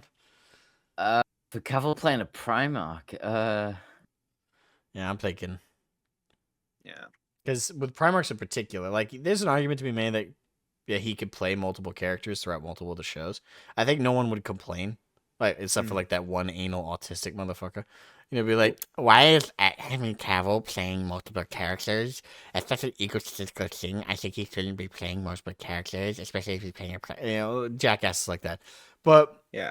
Like I'm not saying he should play every fucking character, but I'd be fine. Like, let's say in one series he's an Inquisitor, and in another he's a Primarch. I think I'd work with that. I mean, I'll get into that one point later because I think there's a way you could do like a thing where Cavill can be like multiple people. It involves a particular character, a human one, an icon. But I think the one thing we can all agree on is he shouldn't play every Primarch and end up being like that Eddie Murphy movie where Eddie Murphy played like every member of his family in it. Oh no! I do think, however, okay, Sanguinius. What do you guys think? No. I mean, the man himself is a fan of Sanguinius and the Blood Angels. So, I mean, I don't think it's the worst choice for him. I mean, let's be real. I mean, he's already quite the handsome one with the ladies, and of course, Sanguinius is very angelic, stuff like that. Yeah, I don't know. For me, no. Go ahead, Nathan. Oh no, I was gonna say, it's definitely not the worst choice. I mean, if you said someone like fucking Vulcan, I'd have like a few objections to that. I'd be like, I don't think it's the worst choice. No, I could see him doing it. For me, it's like the optimal choice, right? Like Like Sanguinius, I won't say he's more effeminate necessarily, but he's a pretty boy, right? Masculine, but still a pretty boy. And I think that they could find another actor to do Sanguinius, probably do Sanguinius justice. My fear is they try and make him gay, but like have him be a charming character. I think for Cavill, it's hard, but for me in terms of Primarchs, I actually would love to see him play either Fulgrim, and I know a lot of people would have a problem with that, but I think I'd love to see him try Fulgrim. Fucking talks about Sanguinius being like an effeminate person, Well, and the person you'd love to see is the gayest fucking one Fair of all point. of them. Fair point, but Fulgrim's always been portrayed as being more rugged like- than Sanguinius. Sanguinius is the more like fabulous one as far as I've seen for artwork. So When you said Sanguinius was like a pretty boy, I was just like, wait, are you Yeah. referring to Fulgrim? well, no, they both are. They're both of the same coin in that regard. The difference is that Fulgrim's always been portrayed as being like that rugged kind of charm, very pale in complexion, very chiseled jaw. It's the memes and fan art where Fulgrim's turned into like a straight up femboy. Sanguinius in the official artwork is the one that has more of a femboy look to him. But that's like, obviously there's arguments here and there for both. But for me, I'd like to see him play Fulgrim because I don't think I've ever seen Henry Cavill play that level of a sycophantic villain. And I think that'd be a fun thing for him to try, especially because it'd be what no one's expecting. Like we all remember like the backlash that initially was had when it was announced he'd be playing Geralt, right? Everyone was like, "Oh, he doesn't look the part. No, he's got the build, but he doesn't got the voice. He doesn't got the aesthetic." But then he played it, and everybody shut up. Everybody was like, "No, he could do it." Yeah. Though I think if they're actually gonna do Fulgrim, one thing I would absolutely avoid is particular novel Reflection Cracked. Like just avoid it's like just put it in the back of your minds, maybe. I don't know. Just I wouldn't want that to be a movie or show to start with for sure. No, it'd be a bad idea. But I generally him playing Fulgrim though, maybe in like a Horus Heresy show. I think you could still do like the snake form stuff. Again, I don't expect that to be a popular opinion, and I think plenty of people will be against me on that one. In terms of my other pick for Henry Cavill, probably the more likely one, and this is not one, mind you, I want him to do. This is just what I think is more likely. And to be fair, it's probably going to end up being the case if he plays a Primarch. It'd be Gilliman. I kind of imagine Anthony Starr, Homelander from the Boys. Basically. Waste Anthony Starr on fucking Gilliman. Don't you dare taint him like that. Dude, I'm not saying I want that to happen. I'm saying that's probably what would happen because Homelander already kind of looks like Gilliman, sort of. Yeah, but okay, yeah, he looks like Gilliman, but if he's gonna act like Homelander, fucking Kurz. I mean, not a bad choice, but oh my god. If you've seen him in Banshee, you know what I mean. I want him to act like Kurz. Actually, like my pick for Kurz is shoot, let me look up his name. How dare you suggest such a heretical thing, Nicho? It is. Do not taint him. For me, I would pick Sam Witwer to play Kurz. Can I actually think this might be actually the funny thing is I actually did this in Primarch live action casts that I think that they would do, and I think what they would do, not what I would want to do, but what would I think they would have Conrad Kurz be played by Joaquin Phoenix, because the Joker role and all that. He's very decrepit. It very shows that he's capable of being insane, but I don't think he's actually a good fit for Conrad Kurz, but I think that they would do that. Yeah. Shit, Maul. Yeah, fuck, I forgot who Samuel Witwer was. Yeah. Just for context for people who are gonna watch the podcast, I just shared in our chat the Sam Witwer clip of him, doing the Kenobi rant. Yes, Sam Witwer, I think, like, first of all, I think he already looks, like, if you just look at his face, like, he's a pale dude, right? Yep. And he's already got dark hair. I don't know if he's got the type of hair that'll grow out that long, but he already has natural dark hair. So if they put a dark hair wig on him, for like the long hair, it won't look out of place entirely. Like his eyebrows will match the color. If he grows any like a 5 o'clock shadow, it'll match. Like he'll look appropriate. So he's already naturally pale. Put in sharp teeth, and we know he can do a screaming lunatic extremely well. So I think Sam Witwer would be the optimal. Plus, he's young, and the Primarchs are supposed to look, for the most part, young. Like they're not supposed to look like 80 or anything. Yeah. Well, actually, funny you mentioned because the I was lion. actually gonna I suggest still have a the problem with lion. that, mind you. The I still lion. have a fucking problem with that. Would Cavill be a good lion? Cavill playing the lion was going to be my pick for the Primarch because the lion gives off this very ye olde sort of chivalrous knight, sort of like old English vibe, and I think Cavill could nail that very, very well. Like very honorable and stalwart. Doesn't speak when he doesn't need to. Plus, it helps that he's British, so. Yeah. Well, I mean, I'd kind of expect that of all the fucking Primarchs. Like, that was another thing I was gonna say. I don't expect Vulcan's like text-to-speech voice to be canon. No. Like, hello, Gilliman. It is nice to see you after how many years. Why is there an Eldar in your throne room? The thing is, like, that's been like the different accents and stuff people say, like, certain characters have. Honestly, I don't think any of them, except maybe Russ, should have an accent outside of British. What about Jagatai? Jagatai as well, I suppose, because he grew up on a separate nomadic world. True. I think most of them should sound fairly British, though, because the Imperium as a whole is always portrayed as very British influenced. So. Would Perturabo basically be like Greek because grew up in Olympia? Aesthetically, they're Greek, but I think like accent and like I think like that British that's like the main thing. It could just be like the books, and obviously the Brits made 40k, so there's a little bit of that overarching vibe. But I think like in the case of like let's say the Imperial Fists or the Ultramarines, all of them have an aesthetic theme, but I don't think culturally they sound like those cultures do, in our world, right? Like I don't. They all speak High Gothic for the most part, and I think High Gothic, let's be honest, is probably just British.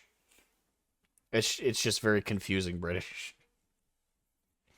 So I don't know. For me, like even though aesthetically Perturabo's world is very Greek, I think he'd sound, and his whole people would sound very British. I don't know. Maybe that's a boring like opinion, but that's one I hold.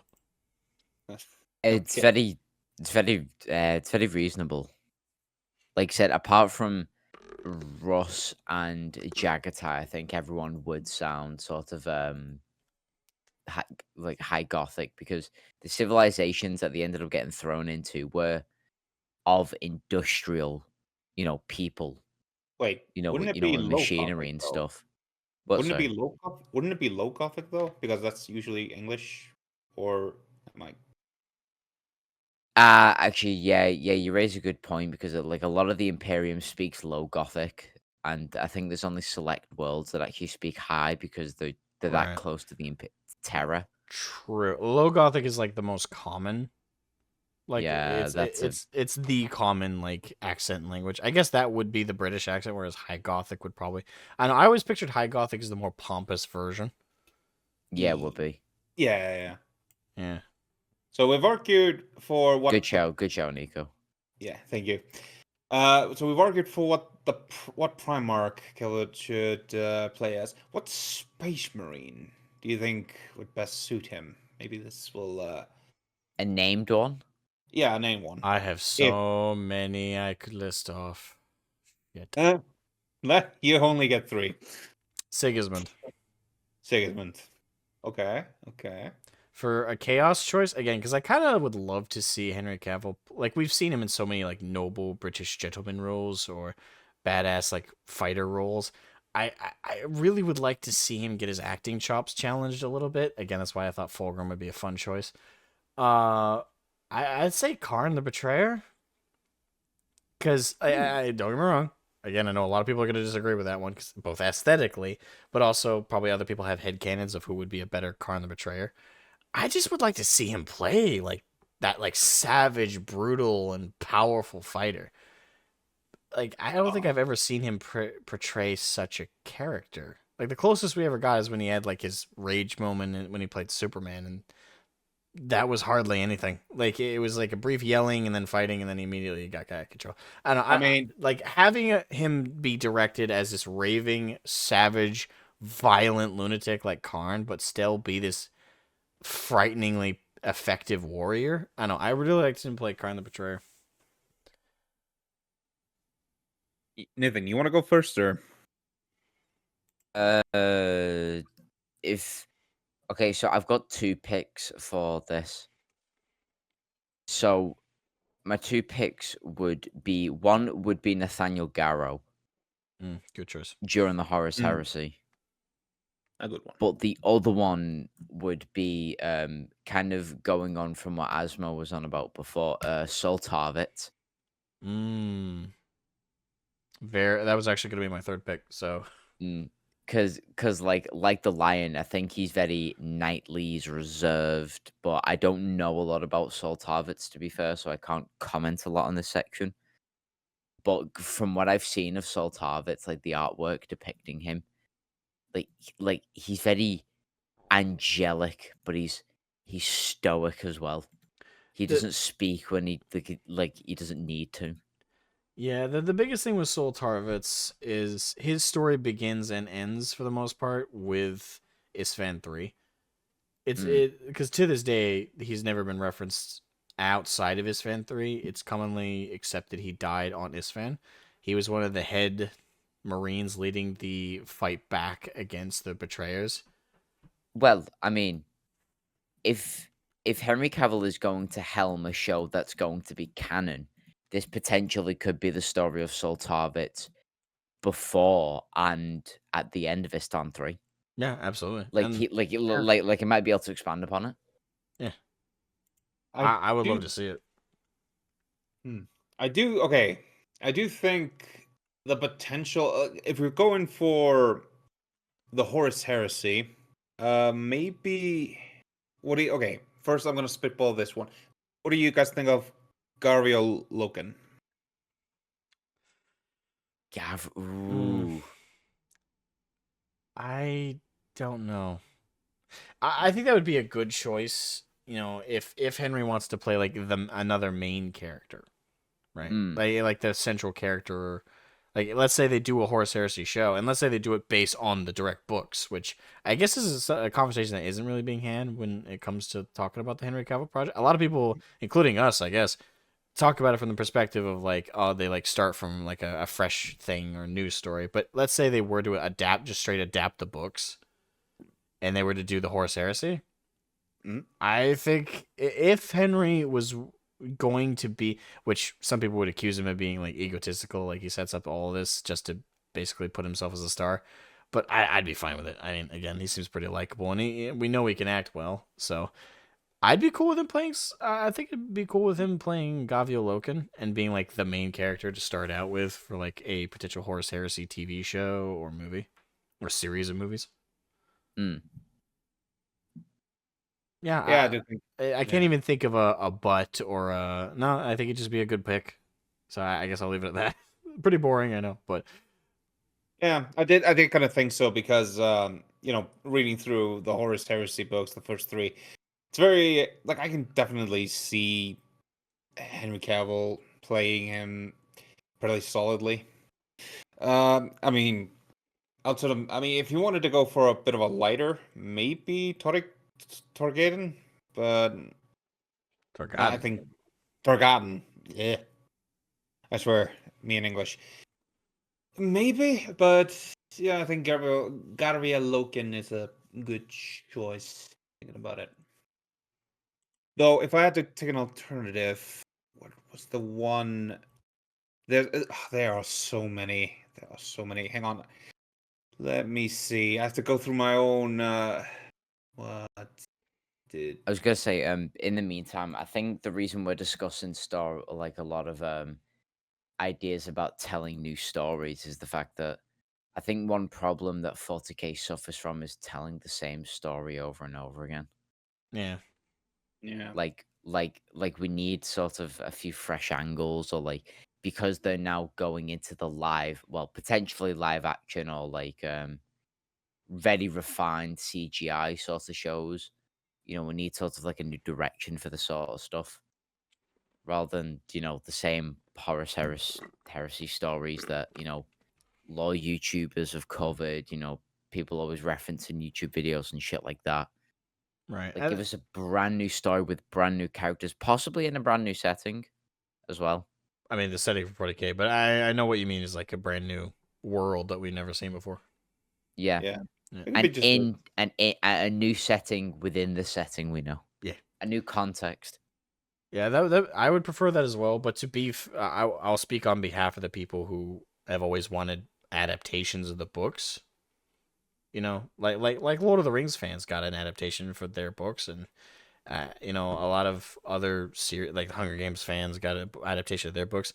I think a lot of people who are fans of like an established setting, yes, it is the same story repeated again, but this would be the first time in film, right? This would be the first time in television form or in this for live action medium. And I think a lot of people would absolutely love to see that adapted faithfully. And so to be fair to those folks, as much as I myself agree with you, Nathan, like I would prefer a new story. I think it'd be an absolutely fair perspective to hold to desire just an adaptation of the books to start out and then do new stuff. But that's not my preference, but I could see the desire for it and I could see all the pros for it for sure. I can see why, and like it is obviously equally as valid. Like, it's just down to a preference thing. Like, I just Yeah. want to see newer shit that isn't stuff that we already know of.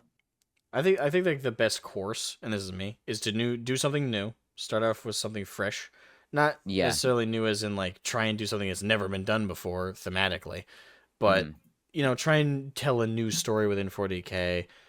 Try and tell with new characters in like a new fun setting, while still like teaching a new audience about it. Don't confuse them on top of old fans about what's going on. Core beats still there, some learned stuff about the greater Imperium and greater universe. Set all that up, but start with something fresh and new that, new fans can get into and not necessarily know what's going to happen next. Obviously old fans will, have a base of reference for like, oh, what the threat might be or what the enemy might be or the capabilities of our heroes based on who they are within the setting. But outside of that, we don't know.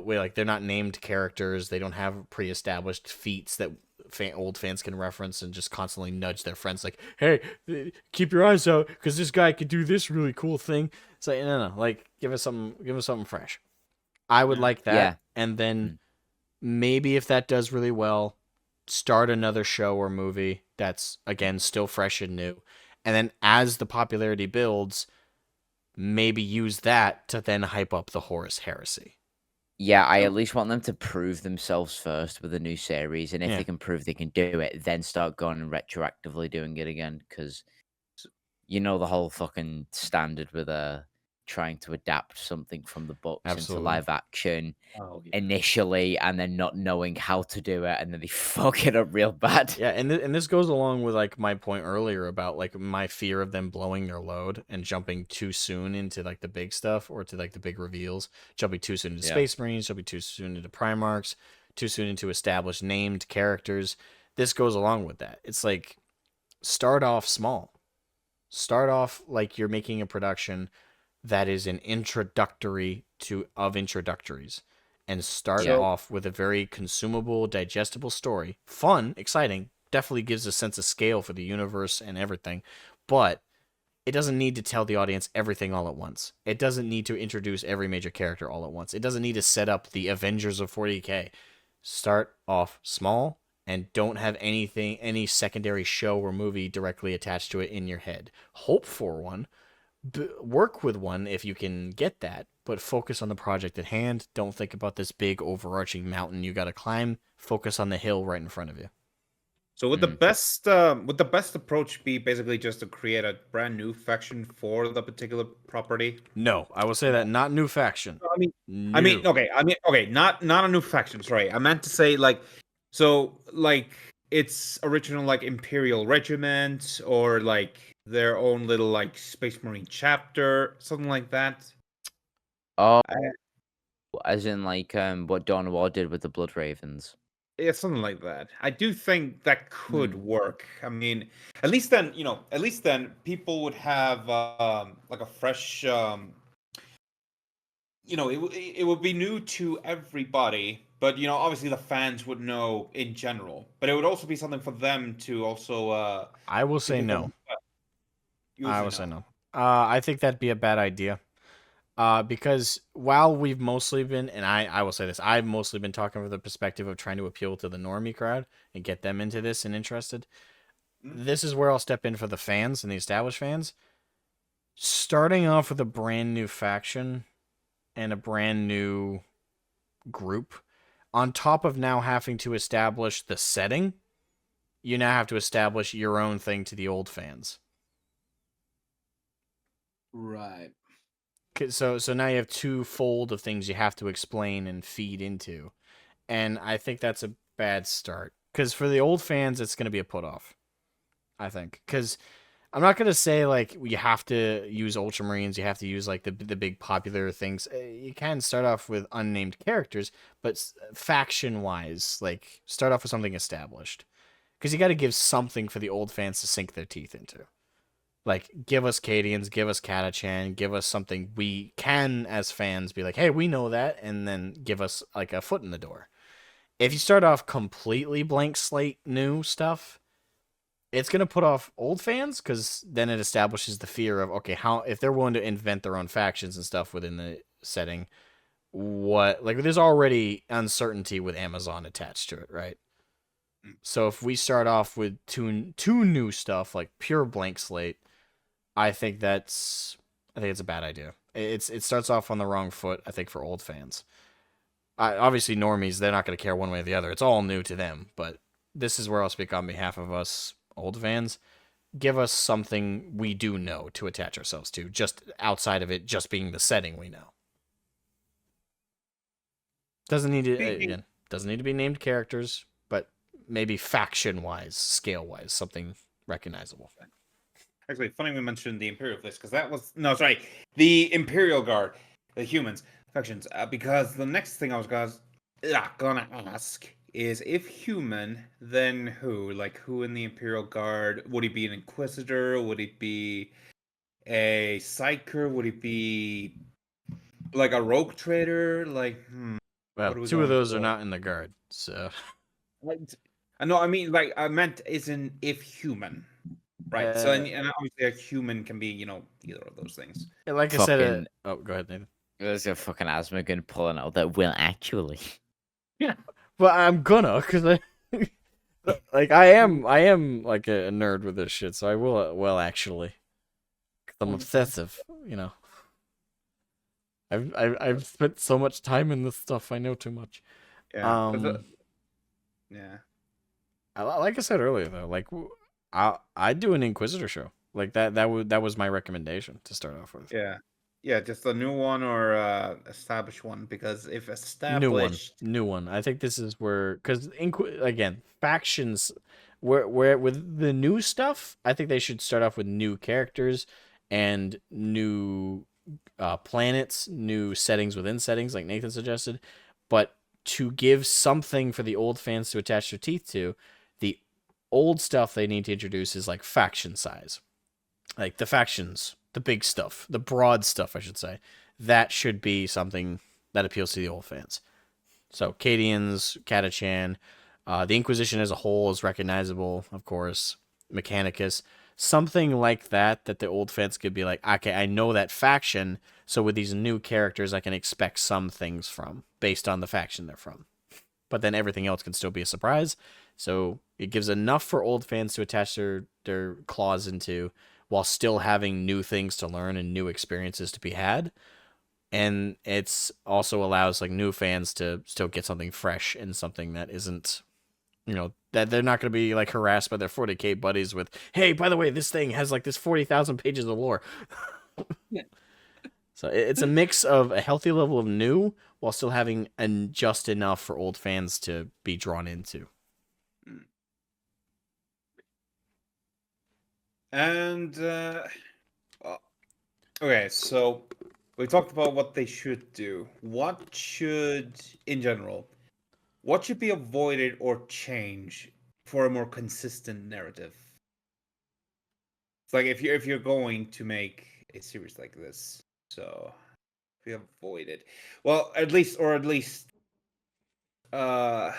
very least, like not done immediately, because I don't think chaos would be the best thing to do immediately. Like you want to kind of introduce that, maybe like you want to do that subtly. You want the the creeping factor of these demons to be a constant threat, and the warp. Oh, I mean, actually, you know what? This is, I know someone's gonna already say, it's like, but they already made a movie about it. It's like Event Horizon. It's like, yeah, but imagine a like maybe an maybe a movie where basically, they go through the warp, and unfortunately, just for a brief moment, the Gellerfield fails, and that's all it requires for the demons to come in, and all hell breaks loose. That could be interesting. I could sort of see that being interesting. Oh, okay. But again, like, what should be avoided?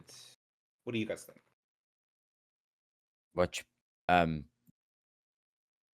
in general, like anything, like what should they avoid when they're making the TV series? Yeah.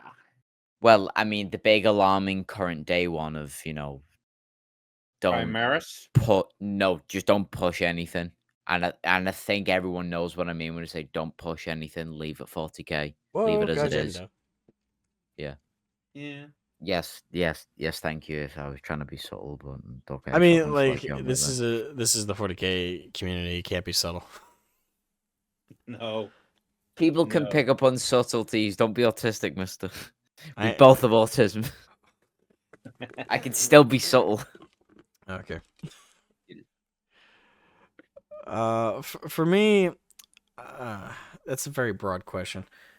So, with what to avoid, I mean, there's that, of course. We want to avoid this becoming yet another soapbox, because that's going to destroy any chance of a cinematic setup or universe or series. It's just going to kill off the idea of ever working, because it's going to forever taint another attempt at a 40k production being made again. Like, I'm not going to say there's never going to be another one, but they'll be doomed.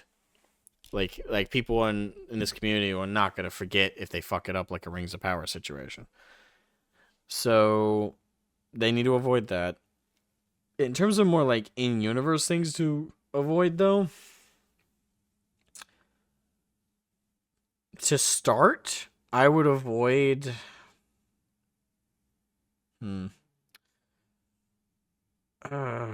This one's hard.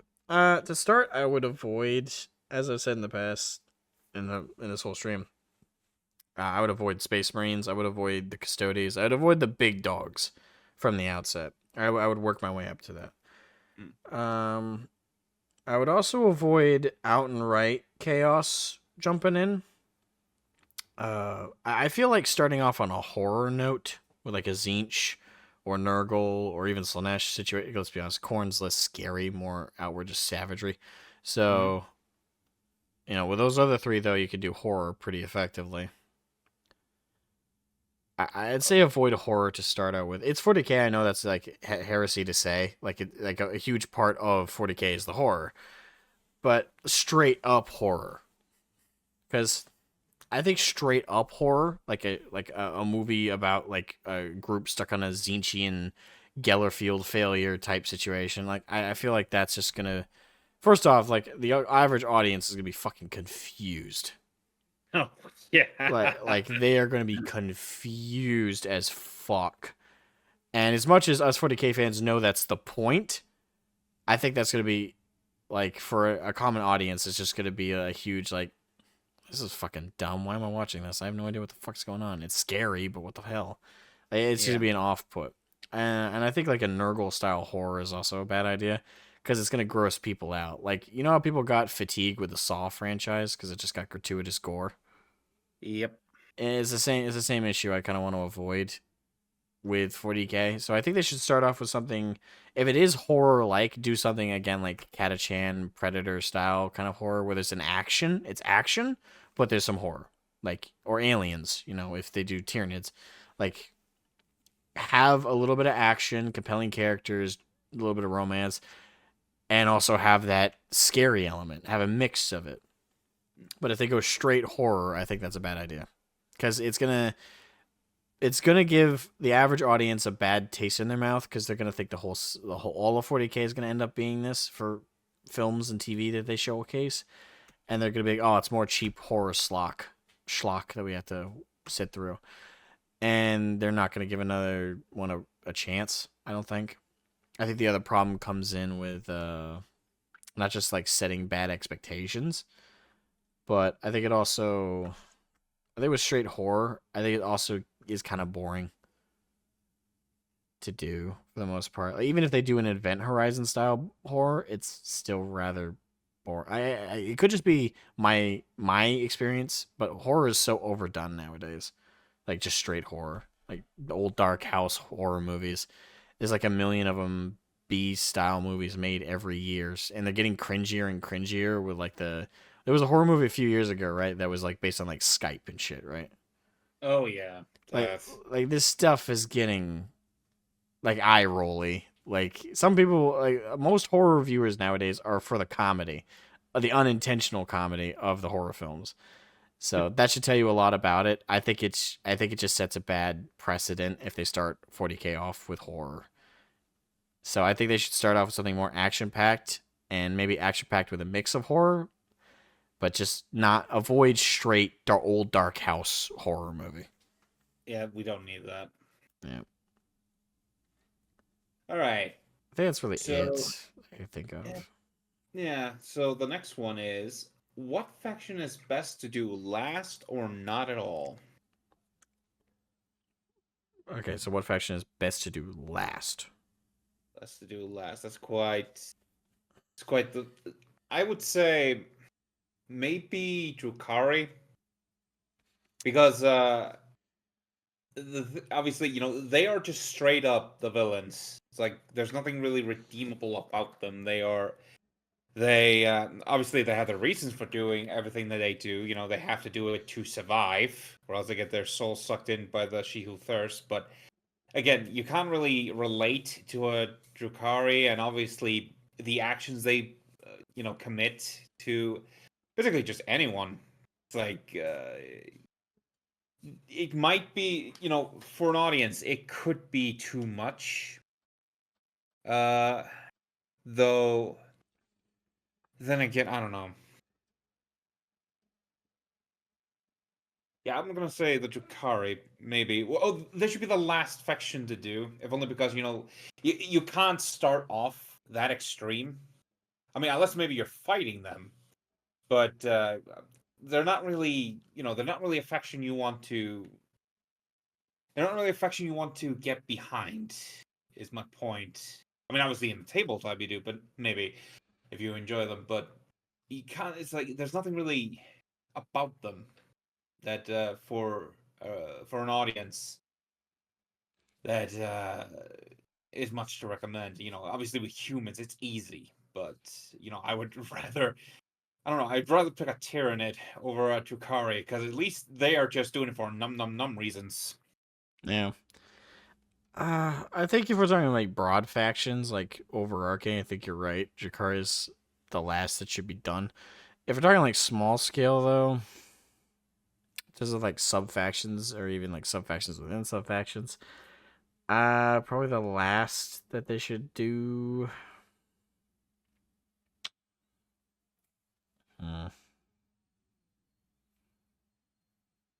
As like a dedicated focus, probably Jacaros. What are those? Wait. The fucking monkeys. And yes, Oh, yeah. I know that so many of the 40k hardcores out there are gonna get mad at me for calling them monkeys. They're not monkeys, okay? They're an alien species. They're fucking orangutans. Kiss my ass. Kiss my fucking ass. Kiss my whole hairy ass. They're orangutans. Just love Suck that they're- a dick. I hate it when people will try and make that argument. It's like, oh, they're xenos. They're not fucking monkeys. They are monkeys. They look the part. Look What them else up. can you? What else can you say? They do look like orangutans. They're fucking monkeys. They're drawn like them. They have the appendages usage of them. They're even described like them. Kiss my motherfucking ass. I'm Although I'm so sick of people trying to make the argument that they're not monkeys. I'm sure some fan is gonna be like, "Well, actually, that's not so That's bad. exactly what's going to Hey." happen. That's exactly what's going to happen. Fuck you. Every piece of... Look at the miniature and tell me that's not an orangutan. It's exactly what it is. They're even from Terra. They're described as a primate. What is that? It's a fucking monkey. I've had this argument too many times from morons who are like, well, actually, it's not a monkey. It's a alien species that was tamed by the Emperor on Terra and given special... Fuck you. It's a monkey. But Asmo, going off your reasoning before, these people are clearly so deep into the lore that they know what they're on about. You know, the same way that you told Nico that, oh, you know, you can't have those because they're not technically in the guard, is the same way that the Jukaro I are didn't say you couldn't aliens. have them. I said they just weren't in the guard. You can't have them. It's just not guard. With the whole like will actually, maybe you should allow these people to have their will actuallys if you were gonna have yours. No, because their will actually is wrong. Mine is correct. That is a fucking monkey. Yeah. Like, Nathan, you see that? You see that? What is that? Oh yeah, I am fully on board. That is a fucking orangutan. Thank That you. is that's flat out. That's an orangutan. I'm Yeah. so like I've had this debate more times than I could tell you, and it's a stupid argument. Hold on, let me look up even like the description of Jacaro. I remember it even saying that they're primates from old Earth. Yeah, the Jacaro are an intelligent alien species, quote unquote, who resemble the orange-furred great apes of old Earth known as orangutans. Thank you. The Jacaro, though lacking any known form of language. Wait a minute, hang on. The Jacaro are an intelligent alien species who resemble. They Strongly. look like Exactly, and they're from Yeah. Terra. I wonder what they are. I don't know. It doesn't say they're from Terra. It technically says they resemble them. They are technically an alien species. Let me go through here. Jakaro's physical resemblance to orangutans of ancient Terra led to some speculations. Imperial servants of the old ones or the Slan may have genetically mutated the primate species. Have visited Terra on numerous occasions and have had a hand in mankind's own evolution. So the Jakaro were found on old Terra. No, they visited. They're not from there. They're an alien species. That's Nothing's gonna Suck a dick. they're technically right. They are aliens. They are monkey aliens, but they're still monkeys. Oh yeah, they Yeah, are. They yeah, are yeah. alien. They are alien orangutans. Air Yeah. quote. Definitely. Anyway. Yeah. So I would say, like, unironically though, like I'd say the Jacaro, mainly because they're really obscure, and I think like, unless you like for a first show, they're a bad idea. But let's say you make like a comedy series, not like parody comedy, right? But like for the setting, what would be a funny setup, right? Maybe you could put the Jacaro in as comic relief. I mean, they're not stupid; they're highly intelligent, and they're really capable creatures, but by all accounts, you can be funny with them. I just kind of though imagine if they're gonna do a comedy series, it's gonna be the orcs, and you would have like the Jacaro, like in the background, like sipping tea. It's like, oh my, that's quite the war, sir. Yeah, to be fair, I can just imagine the Jakaro being like the monkeys off like the Madagascar films, like they just speak very posh. Yes. Well, the thing is, they don't speak. Like that's a catch with Jakaro is like they have no language. They cannot speak. One of the monkeys in the Madagascar films does speak in sign language. His name's Phil. They could do sign language for him. Trying to remember Jakaro. Like Jakaro, as how they function, they're kind of dipshits in the sense that they're hyper intelligent and they're really good with mechanics and repairing stuff, like absurdly. You will not find a more mechanically savvy species anywhere. Like they do shit with machinery that make the Mechanicus blush. But what's kind of weird about them is they're regularly taken in as slaves by the Imperium, and they just constantly break out of slavery, but they constantly end up in slavery in the first place. So it's a very confusing setup when it happens. Just like a real orangutan, always finds a way to get out. Yeah, but it's like the question of, wait, hold on. You're able to turn a dreadnought into a fucking orbital drop cannon with nothing but some duct tape and a little bit of chewing gum. But yet you were in this position to begin with to be able to do this because you were a quote-unquote slave to an inquisitor. How? Like, it's happened numerous times in the lore. And I think another reason though I kind of hate Jakaro is because there was a character of one front and center for the fucking Warhammer Adventures shit. Mm-hmm. Like one of the main characters in that book is Jakaro. Yeah. And we get his internal monologue and shit. Like so for me, I don't know. Maybe that's another reason I'm unfairly saying put them last if ever used. But I forever associate these fucking things with disgrace. Sorry, it's just.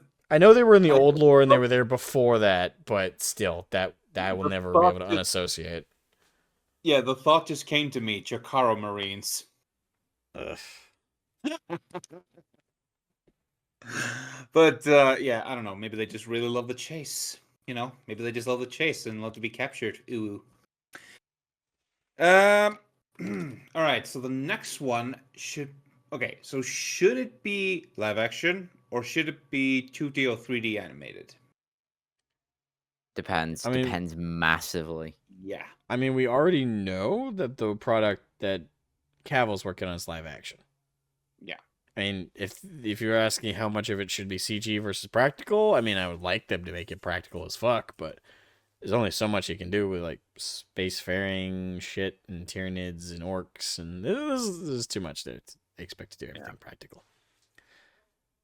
But I mean, outside of the direct product that Henry Cavill's working on, I don't know. I mean, this has all mainly been about Cavill's project, which we already know is live action. Mm.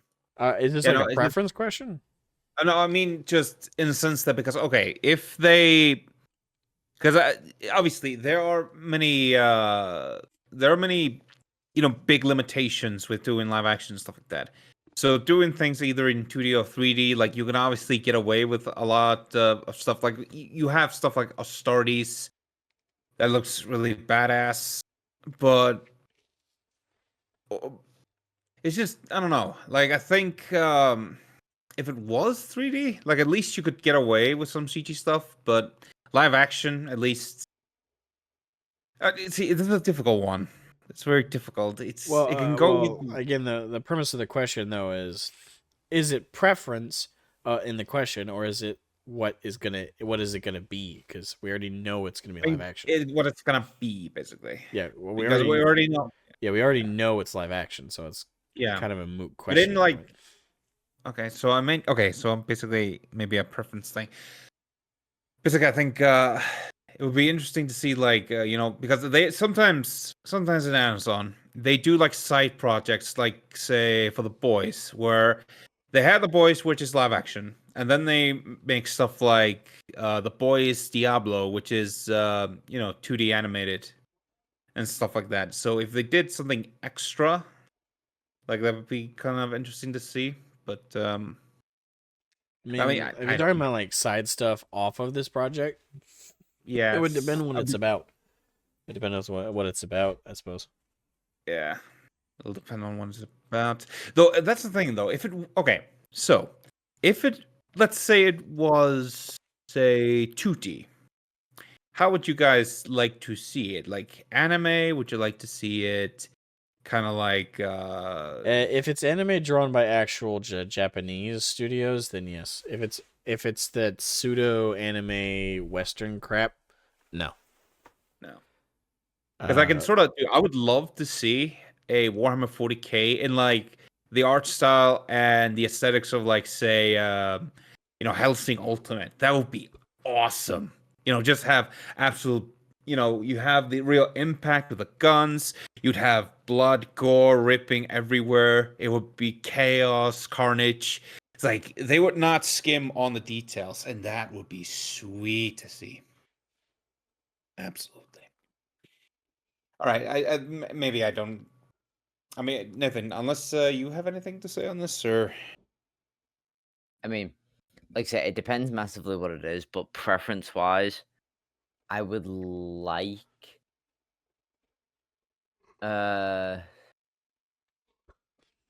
me personally, I would like for if it was going to be live action, well, which Asmo confirmed before that it is going to be live action. everywhere I I've would like seen it it's to. been said that. I would like it to stay live action because as much as CGI would open the floodgates of basically what they could do, I think it should primarily stay live action, but have heavy CGI elements in it. Yeah. Now keep in mind when we say live action, I think everyone here knows that the show's gonna have a shit ton of CGI. Oh yeah. Yeah, yeah, but live action as the characters will be real, and hopefully at least some of the costumes.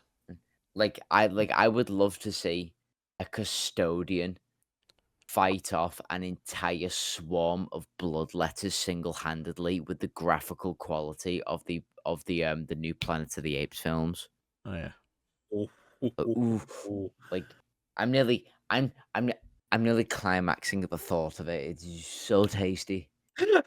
oh my It's god, like the electricity just flying off the side of the power halberd as the custodian spins it above his head, chopping down blood letter after blood letter, arms flying, heads falling, the JoJo theme defending. music. De- no, yeah, no, the Filament. yeah, defend. Yeah, fucking ay, just defending the last gate of terror. Yeah, Yes. yeah. You. I mean, yeah, I just double checked. Yeah, Henry Cavill Warhammer 40,000 live action franchise gets update. So Yeah. it is live action confirmed. All right, so live action confirmed. This might be the big question. I mean, again, we don't know if this is gonna be canon or not, but the question is, should it be canon? Because that brings up, see, should it be canon? We don't even know what it's gonna be. We don't even know. See, I would love to be safe and just say no, because if it's gonna be shit, which I hopefully it will not be, that'd be great. But if it's like if it's lore damaging, like you never know. You never know with people in Hollywood. They can get lore damaging. Well, They perfected it to an art form. fucking lore damaging. Can anything be worse than Erda? Look at what they're doing now. Do you think they fucking cared about damaging the lore? I was about to make that point too. Like, Yeah. I was like, yeah. Hollywood can't I do mean, anything any do worse than what we further. already have. To be At, fair, like, any further. like at least with Cavill, like I said before, we can kind of rely on his nerddom within 40k and trying to stick to like at least basic standards. Like I do think it should be law changing. Sorry, not law changing, but it should be canon because if this new medium kind of takes off for 40k, I can think of like a vast amount of stories that they can either, like as Asmo said before, they can either retell, or we can add like a bunch of new and more interesting characters via the medium of TV shows and films that aren't animated by slaves being whipped at GW headquarters. You know, it would be one hell of a way to introduce new lore to the series. And it'd be possibly one of the most, like, outside of video games, it'd be the next best interactive thing for fans out there. Yeah. I mean, for me, this might be a cop-out answer, but I think they should announce its canonity, if that's a fucking word. Its level of canon, if it is canon at all. I think they should announce that after they receive the response from fans. But Asmo, nothing is canon. What is canon, really? Oh, fuck off. Temple Temple Institute, what have you done with Nathan? I'll kill you. It's like I don't know why studios, like, whenever they do adaptation projects like this, they seem to be afraid to just announce this shit after the fact. Like, you don't, like, I guess it's because part of the marketing oftentimes with these things is, oh, it's going to be canon. So that makes everybody who's a fan feel like they have to see it. But for me, I think they should wait. Like, obviously do what they're going to do what their project's going to be, and try and be lore accurate if they're hoping to make it canon. If they're not even trying to make it lore accurate to what we have, then that just make it say it's not canon. Say it's a cinematic universe only. But yeah, I think they should wait for fan response. Yeah, I was gonna say they don't exactly want to pull a Star Wars with the High Republic stuff that they're going. If you've, obviously if people have been watching Ace 19's comic, Ace 1918's comic streams with all the High Republic stuff, you'll know that sadly Disney have tripled down so much in the High Republic that they have to bear the weight of that, and that's now canon, despite how unrelentingly retarded it is.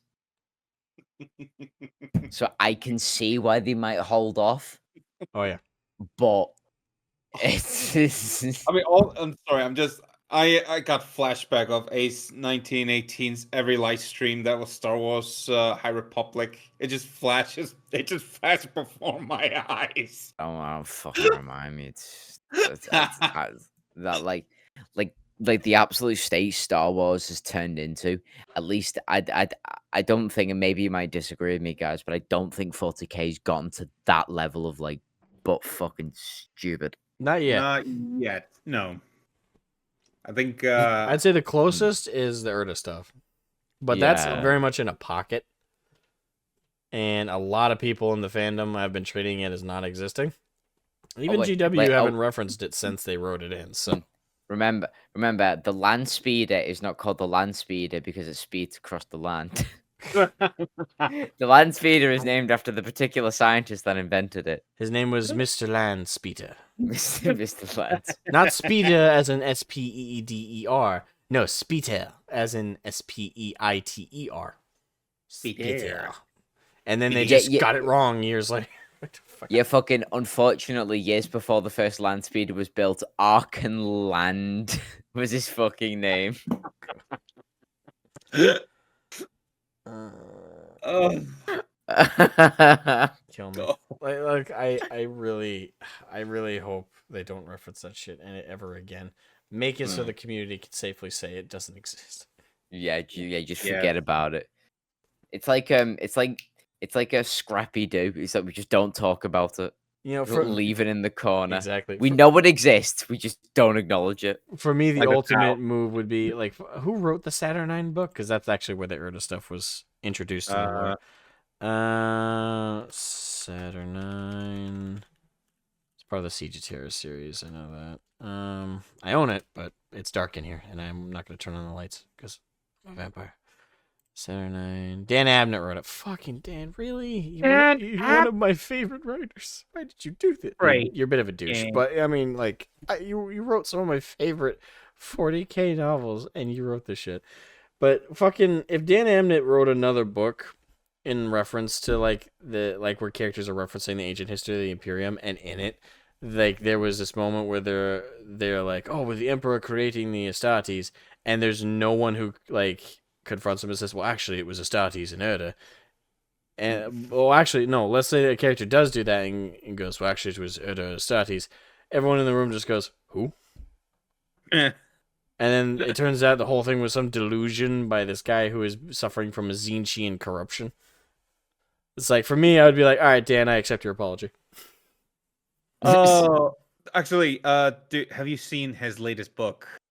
The Death and the End. Yes, 3. I actually am making a video about that. I even clipped out a segment of the audiobook. Remember, he co-wrote the story to Dark Tide, which was basically glorified Among Us. Like his fall from grace for me is horrendous. It's sad though. Again, like I've enjoyed a lot of his stuff. Like even outside of 40k, like he wrote one of my favorite like Punisher origin stories, Year One. It was really good, and like it's like, man, I feel like he's gone insane. He got old. Yeah. Do you reckon he's loaded with that much like 40k Black Library money that he just doesn't care anymore? Like he can write any old shit and he knows some people will eat it up. Yeah. To be quite frank, yeah. I think he's made enough money from his novels and from his other works. I think at this point he's like, fuck it, I'm gonna say whatever I want. Sad, honestly. Yep. Yeah. Oh, funny. That was actually the last of the questions I'd originally posted in the topic. If you guys want to answer them. I mean, we've been going for 2 hours and 12 minutes, so. Yeah. I feel like Asmo, yeah, you weren't the well, I mean, not that you are the dedicated referee, but I feel like this was Nico's episode to ask both of us questions. I mean, yeah, like I handed the reins over to him at the beginning. Yeah. And I appreciate that. Thank you. Yeah, I mean, it was your suggestion. It felt right that you refed it. That's why I handed it to you. I didn't think he was gonna ref the entire fucking thing though. Like I thought we were gonna have like another like this is the dedicated Cavill episode. Well, yeah. Like I figured we'd be doing it the whole time. That's I threw the reins. I threw the reins. Oh yeah.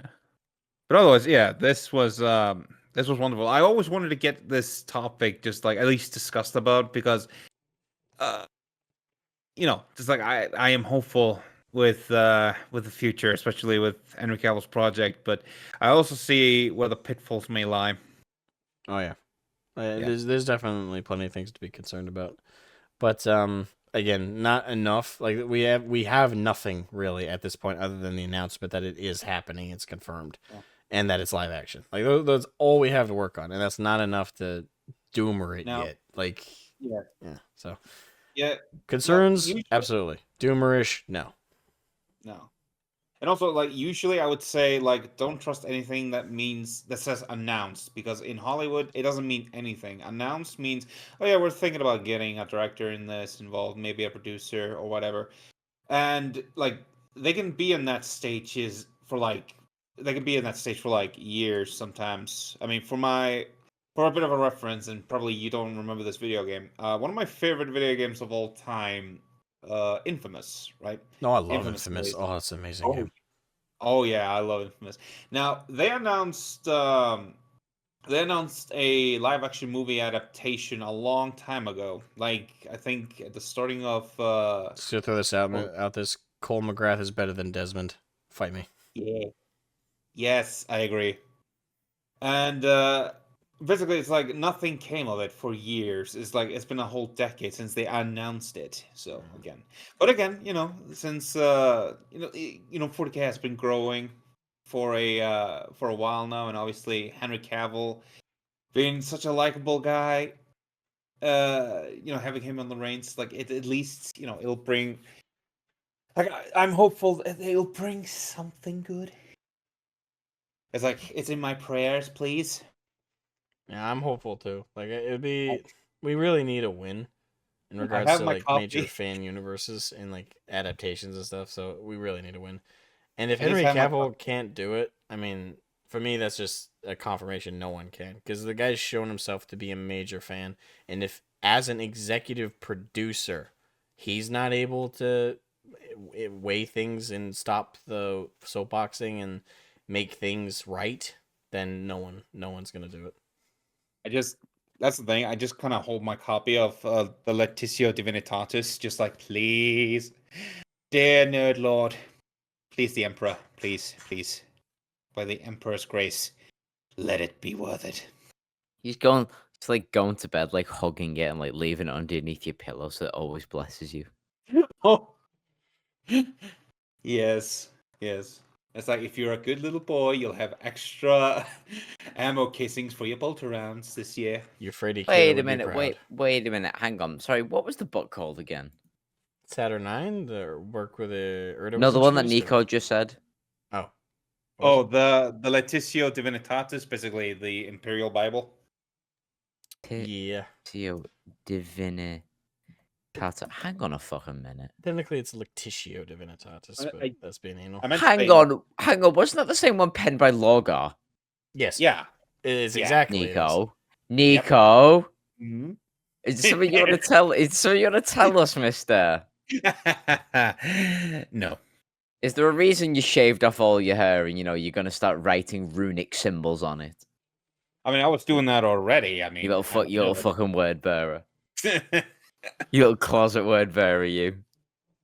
like, it's not a face, Dad. Loads Bolter with murderous intent.